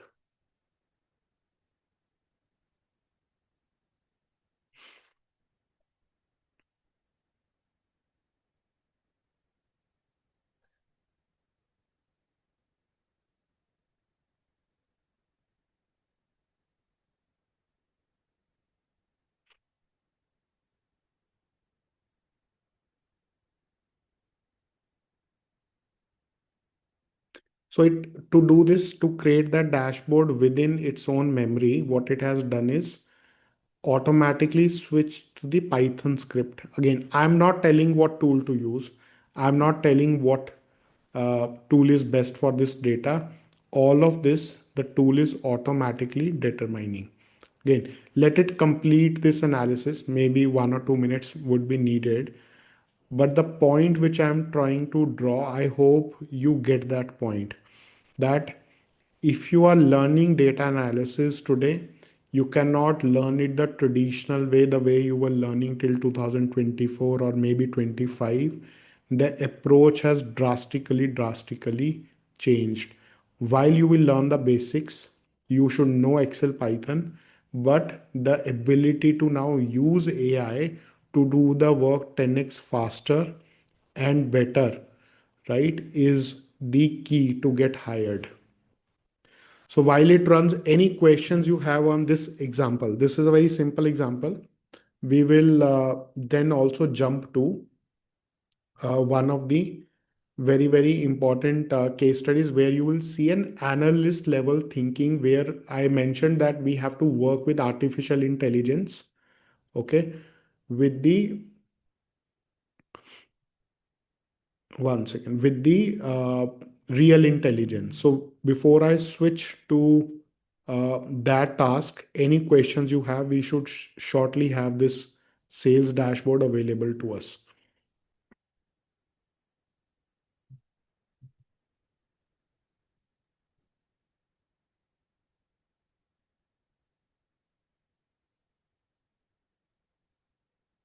One second, what's the error here?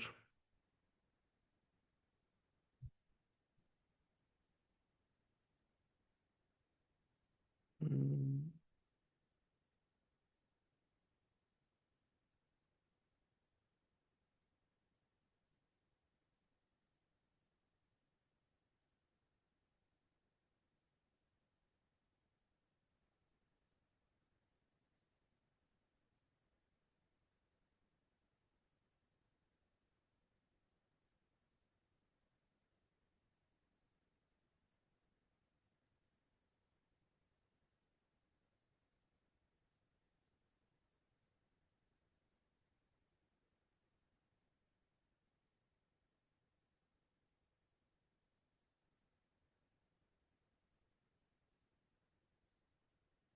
So here we have this loaded now. So if you see, this is still loading. One second now. So it has the basic information consolidated for us, right? All the charts created. Okay.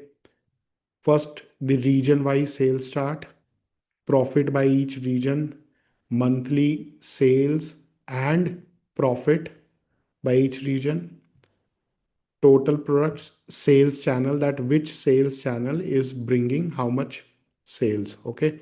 If I want to update order return ratio, let's say I also want to calculate how many orders are returns in each region. Okay. Number two, executive summary based on the region wise analysis. So It is basically not loading it completely. Typically, we will see in the next case study. See here we have now, it's now properly loading actually. So I'll move this up.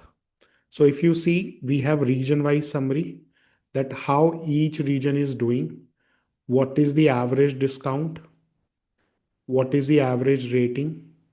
Okay.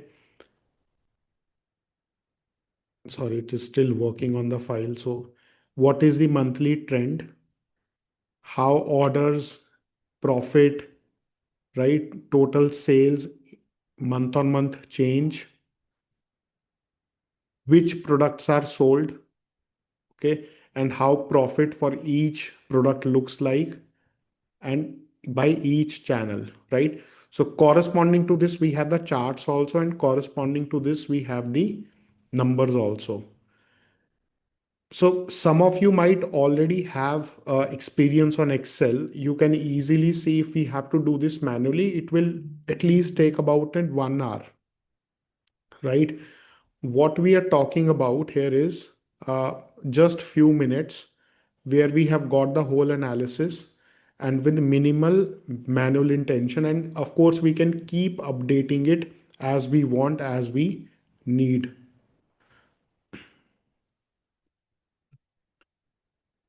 Okay, any questions? I'll stop this analysis for now. This was just to give you an example that what has launched in last 1 week, which has taken the world by storm. So that is this feature where your AI is working as an co-work for you and can fully access and do a lot of tasks. And another very, very powerful thing, I remember we have a couple of folks, let's say from different backgrounds. If you want to do a legal work, right? If you want to do bio research, if you have customer support type work, finance work, legal work, marketing work, right? There are different specialized tools which you can install within this thing, and it can help you to do work better. So what we did was a very generic work. We did not even installed this special tool within it, right? If let's say someone is doing financial analysis, right, there is a specified tool in it. If you are doing some legal work, again, then there is a specialized tool set within it. So across different type of work or specialization areas, there are plugins available which will take this capability to like much better and much deeper. And this is by Anthropic. You can also add plugins from GitHub, like the apps we have our phone. Now within these AI tools, there are different apps are available which will do this work for you with far better quality. The example which I had just shown was a very, very generic example. So I would want to keep some time to switch to the second case study, which is a proper advanced analytics case study. But any questions which we want to take right now? No, this AI Claude is not programmed personally for my work. We can do that, right? Even in chat gpt we can do that. Probably we might show you one example of that as well. For analytics labs we had created one, but this is a generic capability. Okay. And within generic capability we also have some advanced features available which are not even custom at the moment. This is available off the shelf. That is what I was showing. Okay, so guys, I do not see questions on this particular example. Now I want to quickly switch to a proper data analyst level case study where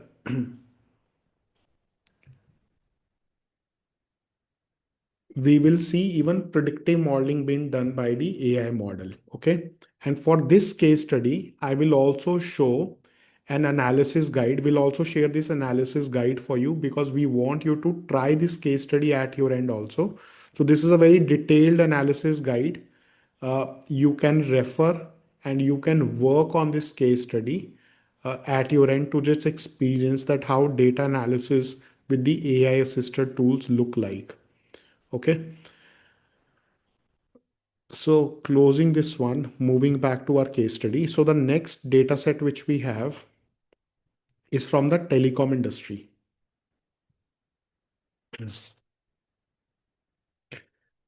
In this data set, we have data from about 3,000 customers, yeah, 3,334 customers, where we have problem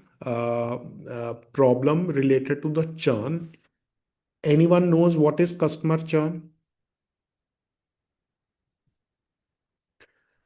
So customer churn in credit card industry, e-commerce industry, retail industry, insurance industry means customer has left your service or your company and moved to another competitor. Okay. So in this data, we have data from about 3,300 customers. Some of these customers have churned. That is one. So any row which you see where it says one, that means that customer has left. Okay. So what is our objective? We want to understand from this data, why do customers leave?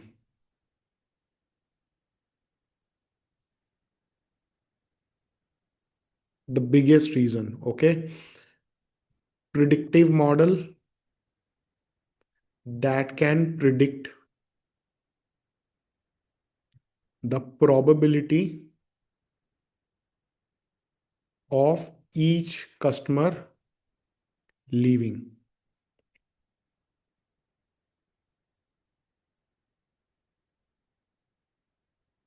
Okay.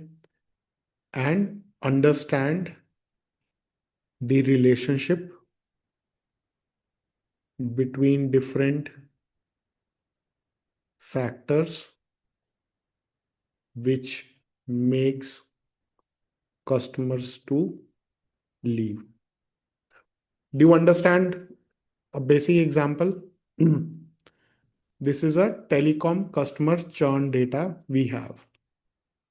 So this is my main variable which I want to find out, why do people leave, and these ones are the observations where customers churn. We have some other variables like for how long, for how many weeks this customer is using our service. So 52 weeks is typically 1 year. So this is, let's say, about 2 years. This is close to 3 years. This is 3 years, something like this, right? This is over 3 years. Did customer renew the contract? Already renewed the contract or not? Is customer using data plan? How much GB of data customer is using on average? Did this customer contact the customer service call center? So one means one time, zero means never contacted, two means two times, three times, right? How many minutes on average they use, number of calls made, what was a monthly charge? This is in dollars, $89, 82, etc. And overage fee. Let's say they had a monthly plan of $80, but they were charged 89. So approximately $9 was the overage fee, the extra fee above their plan, and how many roaming minutes they use. Okay. Does it make sense? I hope you get some idea what is this data about. Any questions, guys?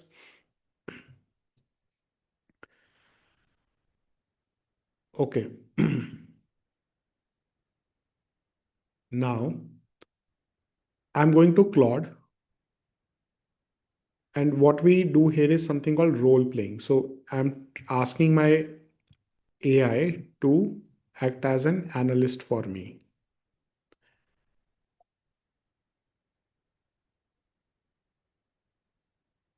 Think, this is an important part of your prompt engineering. Think like a data analyst. Help me to analyze customer churn data. Okay, very generic stuff. Now, here comes the knowledge as a trained data professional you need to have. Okay, I'm asking it that I need help to analyze the data. So there are some terms I will be using. You learn this as part of your data analysis training. So I'm asking first, let us create the data dictionary, help to understand data structure. Okay. I'm also going to add this. We will go step by step as I ask. So I know the approach we take. We take data dictionary. We do something called EDA. EDA stands for exploratory data analysis. What is data exploratory data analysis? This is something as a data analyst, how do we use it as a data analyst flow. So tool can now do EDA for you. Even if you are not using Python, you are not doing it. We will also make a predictive model to identify indicators of churn. Indicators of churn means what kind of factors make customers to leave. For every step, give me graphs as applicable. Also, Python code. In interest of time, I have given lot of uh, commands in one go. Also, I have asked it to go step by step, so that will help. Typically, I will do one step at a time. I will do uh, slowly and slowly. I will not load all this kind of work in one go. So the data which I'm picking is in my courseware. So this is the data we are picking.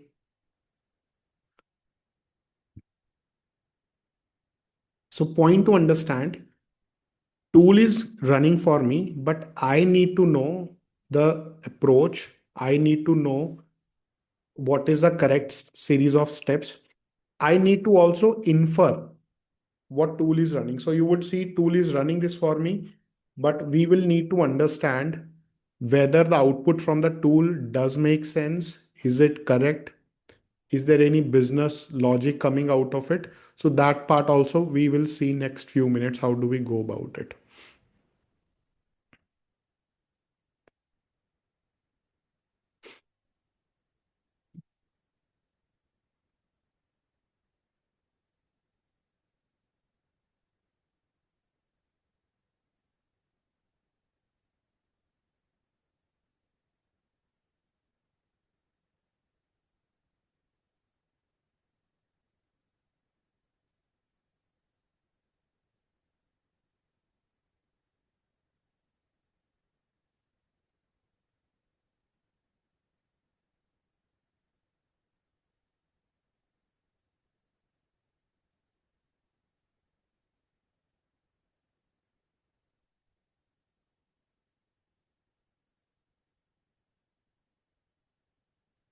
If you see, there are detailed steps. You can see the progress, what is happening. Now, why I'm taking Python code from this? Because till a point AI has helped me. Now, if I want to go more advanced, I want to take full control on it, I can use these Python codes, run, modify, write in my own Python notebook, etc., and do different kind of stuff. So let's look at step-by-step approach. First, it created a data dictionary. What is data dictionary? It simply helps us to understand what is there in the data. So this is my column one, churn. We already discussed all these columns, but it has very, very clearly explained the type of data we have, what is the role of that data with that column, right?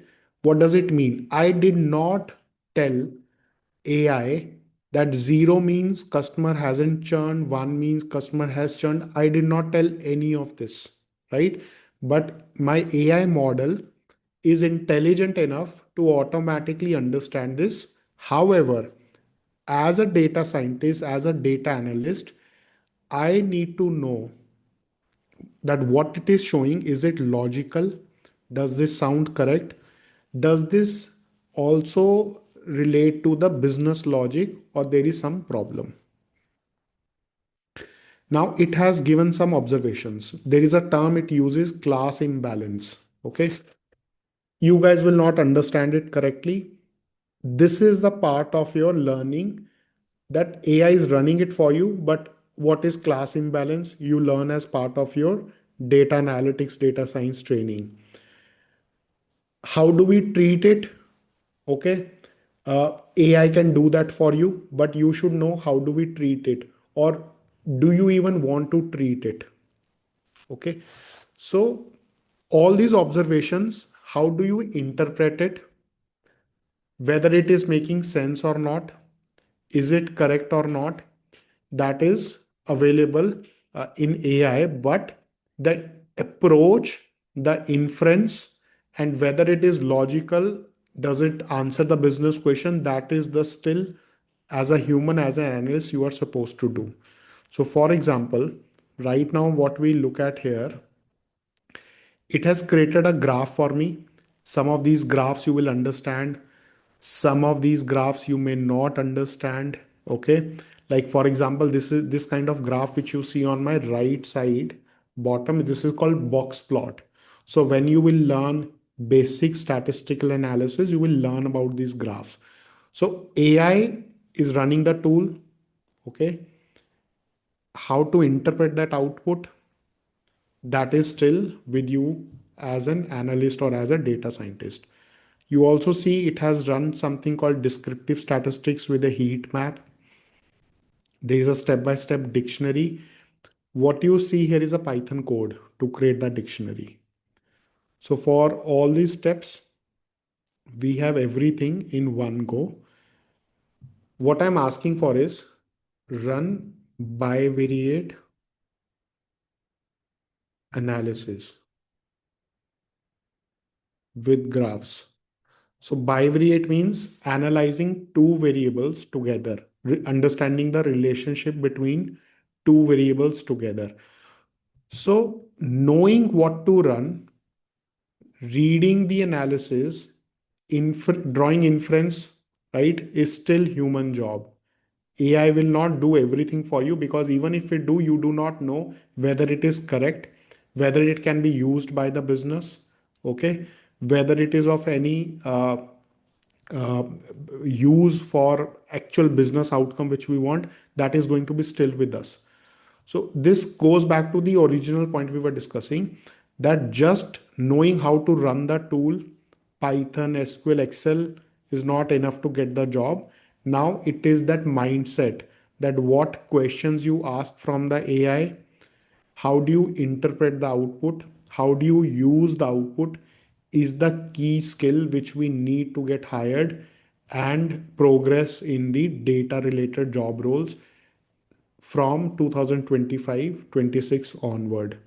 Okay, I'll show you some of the very beautiful outputs which we will get.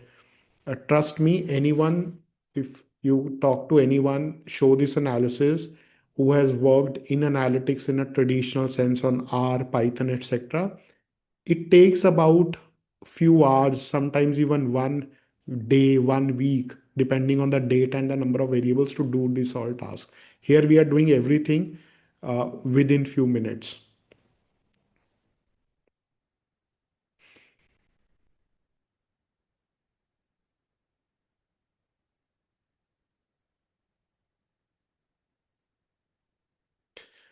So when you are a trained data analyst, you would know what does correlation chart tell us. Okay, let's see one by one.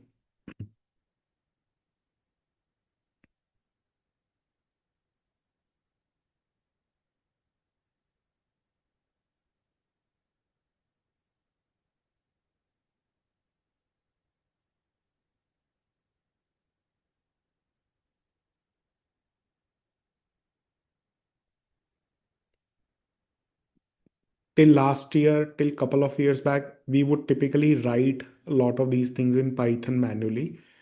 As a beginner, you still should know how to go about it. But again, the objective is to get hired. That is not the skill which will get you hired anymore. You also need to know that how to do this faster with AI or better with AI.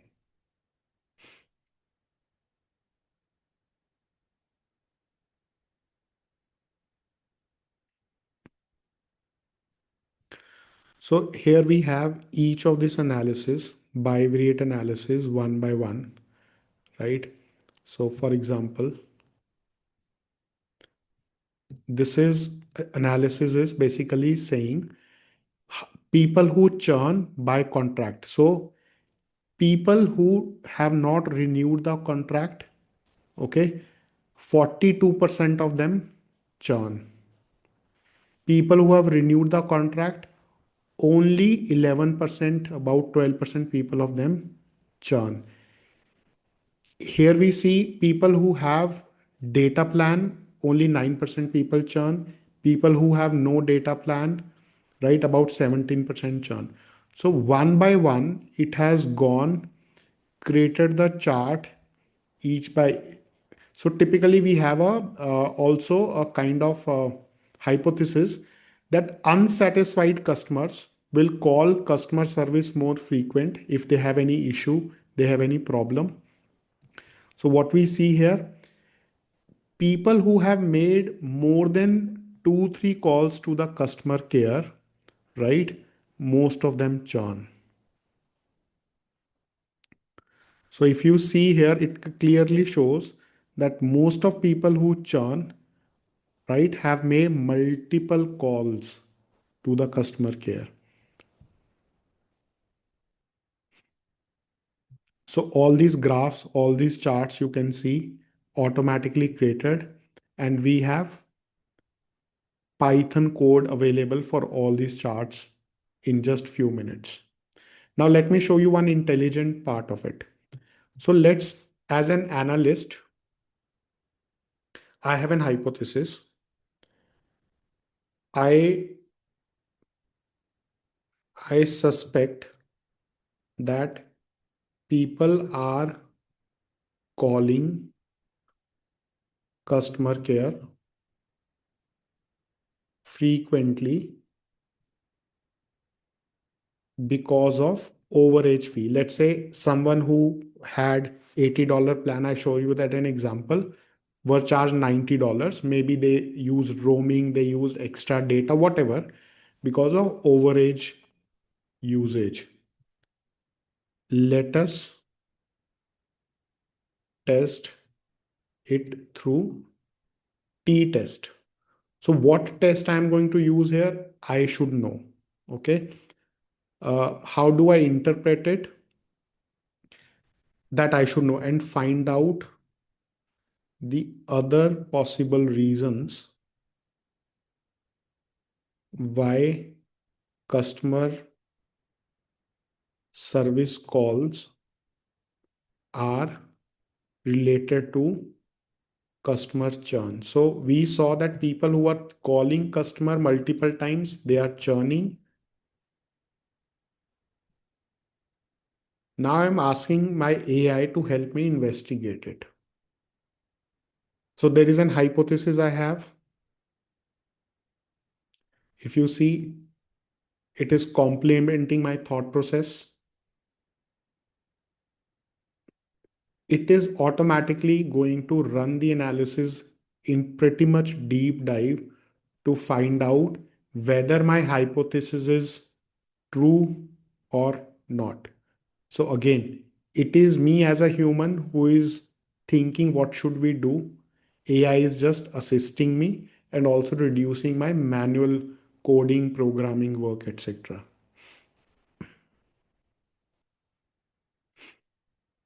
So I'll take a pause here. We'll see other pending questions, etc. I can uh, go more deep dive into this case study. We are already over the time, I think. People who are interested to do more deep dive into this can stay. If you have more questions on this, we can spend time on this. Post this part, I'll take a pause. But this case study guide, right? We have created a guide so that you guys can give it a try at your end. You can also try doing this in chat gpt, although the results will not have this much depth. So we will share this data with you, and we will also share this case study with you.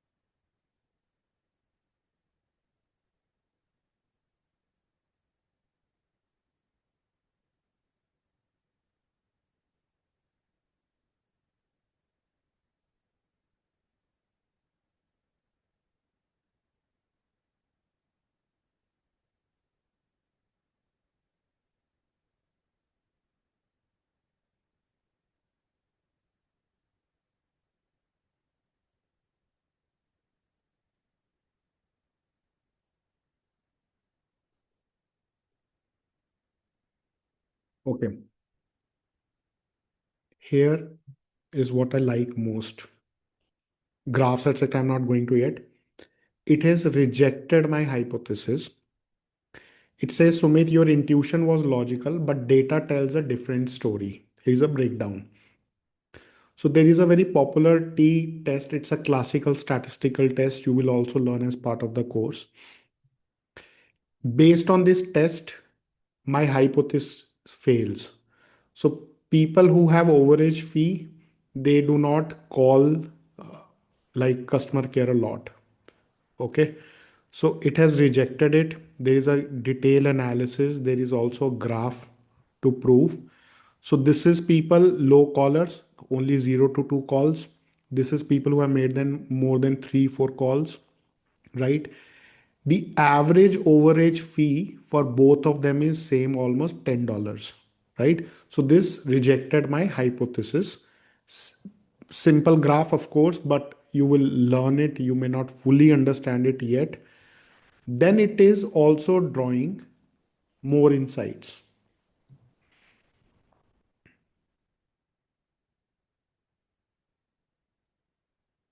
right? So, of course, to find the actual answer, to make a predictive model, etc., we will have to understand this in more detail. I am not spending more time on this right now. I will just give it one command, and then we can switch to our discussion. There is one or two question which is pending. Okay, let us make a predictive model.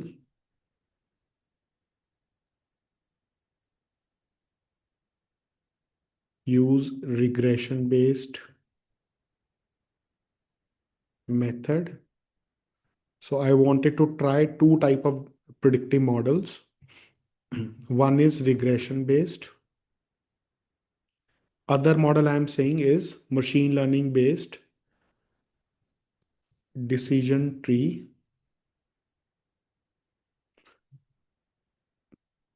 ML based model. So it can keep working at the background. We may go back to it if we are interested.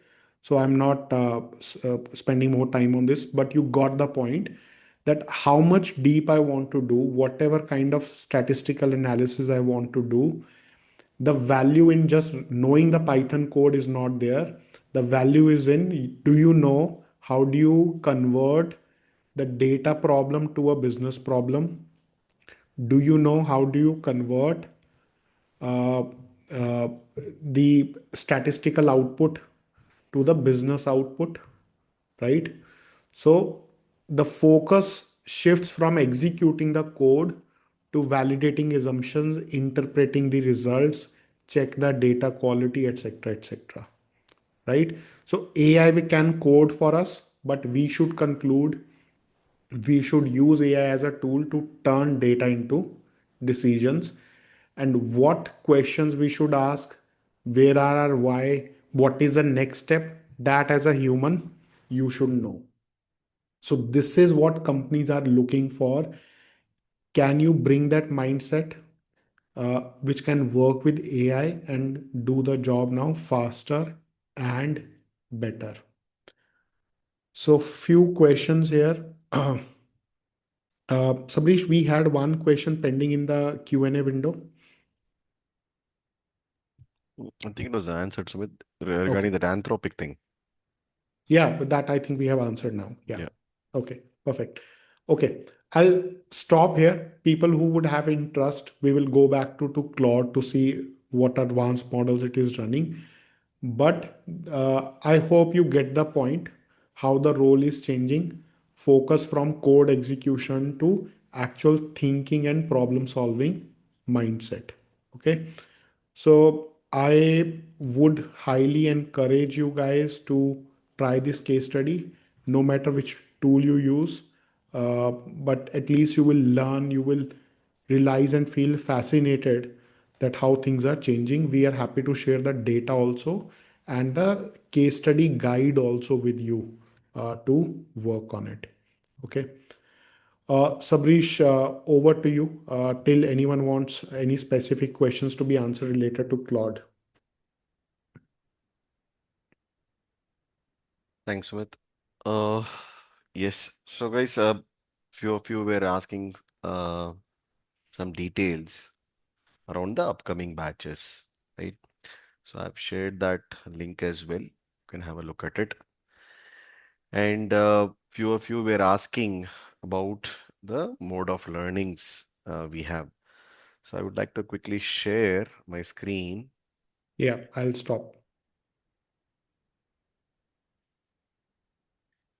So, I picked some of our popular courses which we were talking in this session as well. So I will pick one course. I think most of you had questions on the uh, modes of learning and the curriculum, right? So one of our popular program,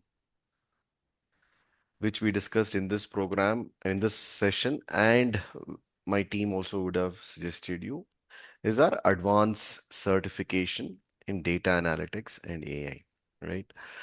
So it's a 6 to 8 month course to start with because by now you would have understood these programs are more of a practical, 80% practical. You work on assignments, case study, etc. So we start with data visualization using Excel, SQL, and Power BI. Uh, so this is primarily 1 to 1.5 month schedule. For this module, we have option available for weekend classrooms sessions in Gurgaon, Noida, and Bengaluru. And we have daily sessions, which we call as boot, available.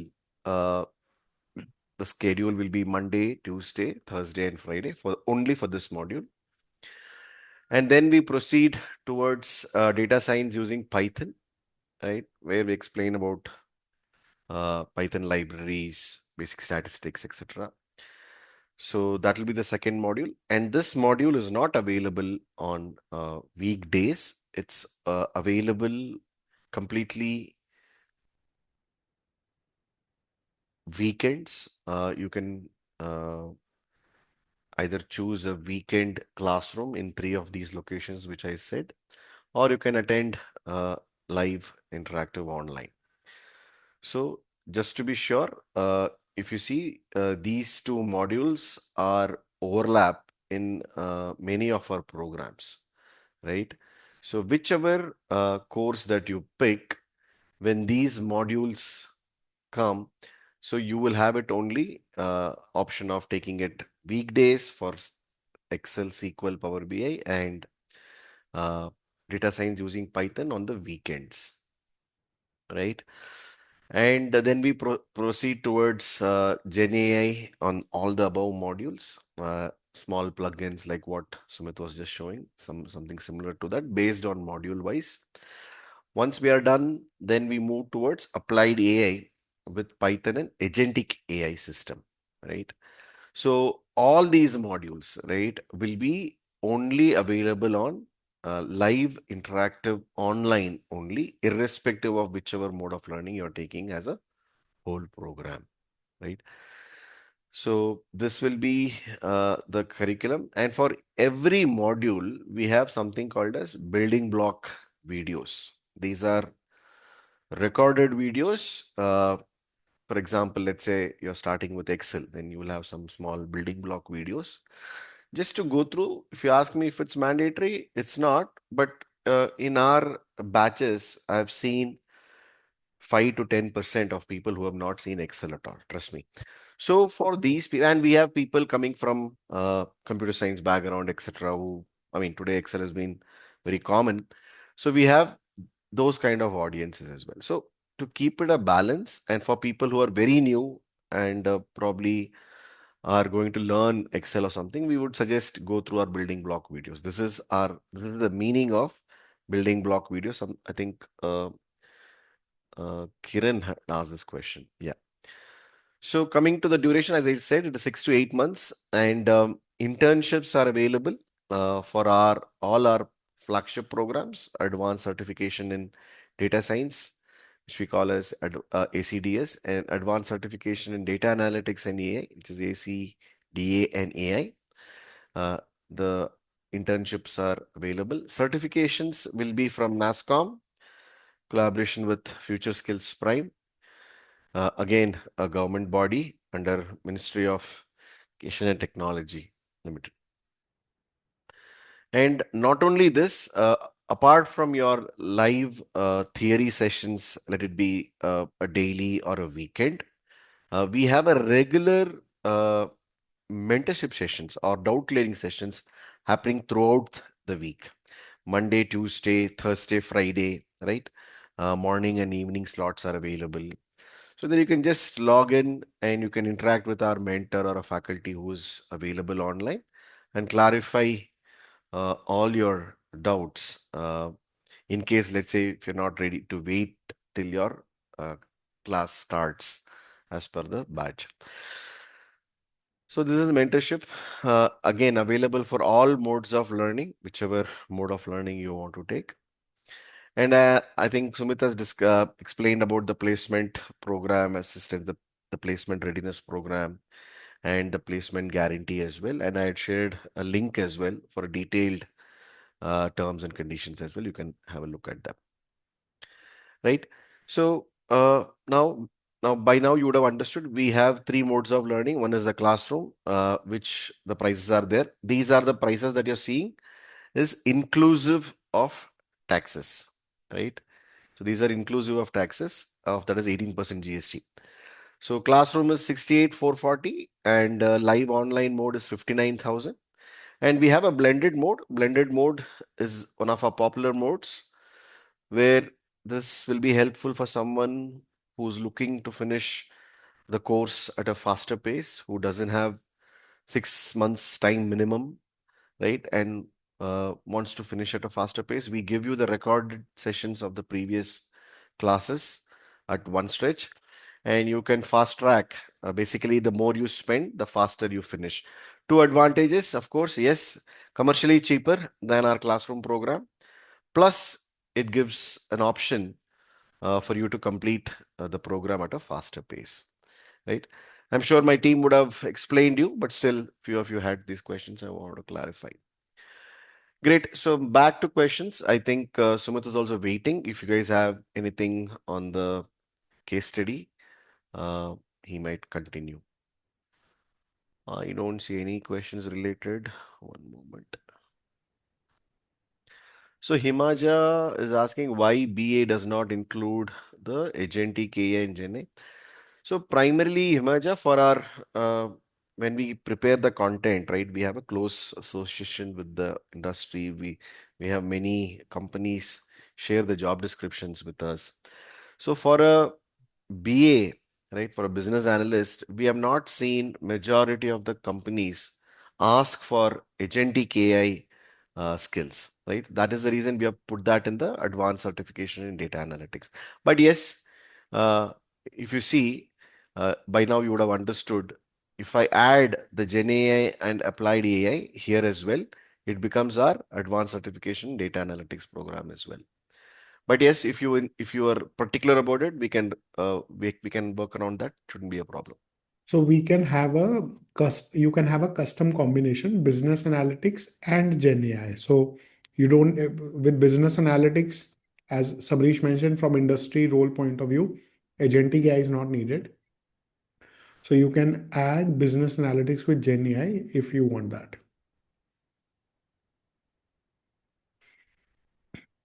No, Abhijit. So Abhijit is asking, would there be a 50% refund option for the business analytics course? I'm afraid we don't have that option for that particular program. And again, the reason is solely what we are seeing, the trend in industry. Uh, for hiring and all that, you need to go a little deeper into AI. That's why in that case, we suggest you go with D and AI combination.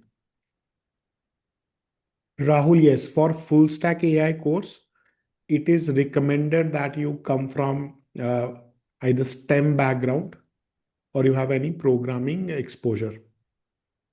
Hardcore coding may not needed, but you need to have that familiarity with programming language for full stack.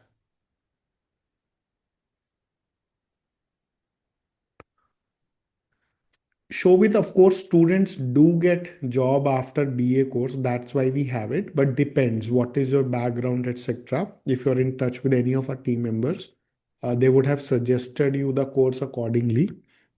You can discuss one to one this offline also. The simple answer is yes, but it depends based on the profile and background. Great, guys. I think we are over time by 30 minutes. If you guys don't have any questions, Sumit, you want to continue that case study, or are we done with that? We're done with it. I can simply show 2 minutes. Okay, there is another question from Shobit. Can you complete DA under? See, DA, you can do it about 5 months, not 4 months. But then AI component would need some additional time. So, doing everything in 5 months, it's not about how fast we can teach or how frequently we can deliver classes, but humanly for you to learn all this, build practical skills that can clear interviews needs time. So if you have any time constraint and all that, as I said, discuss one to one with your respective learning advisor. We'll try what kind of track, how we can help you to meet your objective here.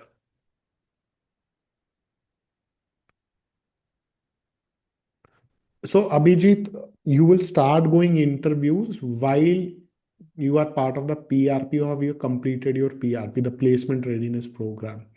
So that is very important because of late we have seen candidates doing well in the course but not doing well in interviews because there are some important soft and overall profile building aspects that is taken care of as part of PRP.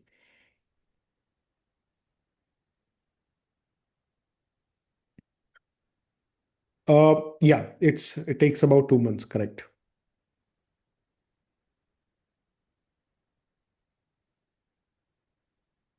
Prince, what's your background? It depends on that. See, we highly recommend for your personal profile related questions, please talk to our learning advising team. If let's say there are questions they can't help you with, they will help you to connect with me, Chandra, with Sabrish. We would be happy to connect with you one to one over the call also. Yeah. Anyhow, after this session, you will definitely get a call back from my team. So you can definitely discuss one-on-one, right? Any particular questions, any details. Still, if you need more uh, details, definitely you can ask them to connect with me or Sumit at that point of time. Great. Yes, Sumit, you can continue with that case study and we can wrap it up. I'll just take just quick 2 minutes. I Yeah. know after a point it gets boring till Mm. you do not really know it in detail. So guys, if you recall, the last prompt I had was I wanted it to create two predictive models. One was regression based model, other was machine learning based decision tree based model. Again, these are the terms you learn when you learn analytics data science. So, how we judge a model, there are some statistical parameters for that. Okay. This is again part of your learning. So, model Claude has automatically created model for both the methods, logistic regression and decision tree, which is a machine learning based method, and automatically compared that which model does better for what kind of metric. Like, this is the metric we use to estimate, is a model good, reliable, can we deploy in a real world business scenario, etc. So model created, Python code created for that model, right? But at the same time, it also draw all the comparisons that if I have to choose the model for actual business decision, which model should I choose? So that's the level of efficiency, that's a level of precision, right? These tools are able to do, which we usually take days to do manually when we are building these models on Python. But with AI assisted approach, the work gets 5x 10x faster, and obviously companies, large organizations value that. They are in present times not willing to work with an analyst or hire an analyst who cannot boost this kind of productivity uh, with AI. So that's a point. So whatever decision you take, you have to keep in mind the skills you add today should be aligned to what recruiters are hiring for. And finally, as I said, we are here to guide you, help you. Our team member will get in touch if there are some questions which needs our assistant in today, tomorrow, etc. We'll be happy to talk to one also. Tabassum, as such, there is nothing called partner companies because every institute, some institutes claim to do so. It does not make any logical sense. For example, if I am a company, I'm hiring, okay, why would I only go to one or two institute? I would want to go to all good institutes and try to have maximum talent pool. So over last 12, 13 years, there are numbers of companies listed on our website, also listed on our brochure and placement report also, starting from your traditional companies like Amex, Accenture, McKinsey, BCG, moving to new age companies like Amazon, Paytm, right? Then small boutique analytics firms, Absolute Data, Mu Sigma, Fractal. The number of companies candidates are placed, and every year, every now and then, new companies connect with us or we connect with them because some companies might be in hiring mode, some company might be in downsizing mode. So year to year, quarter to quarter, the trend also keeps changing, which companies are getting in touch with us, right? But again, you can ask your counseling advisor to share with you the placement report. There you will be able to see companies which have connected or hired from us in recent past. But that doesn't mean those are the only companies. We never know. Every week, every 10 days, we discover a couple of new companies also. Cool. I think we'll conclude now. Thanks for your time. Hope the session was helpful in terms of understanding where the hiring trends are heading, what are people looking for, what hiring managers are valuing, and how or what kind of capabilities AI tools have brought in, which basically changes our role as a human in the whole value chain. Thank you, everyone, again.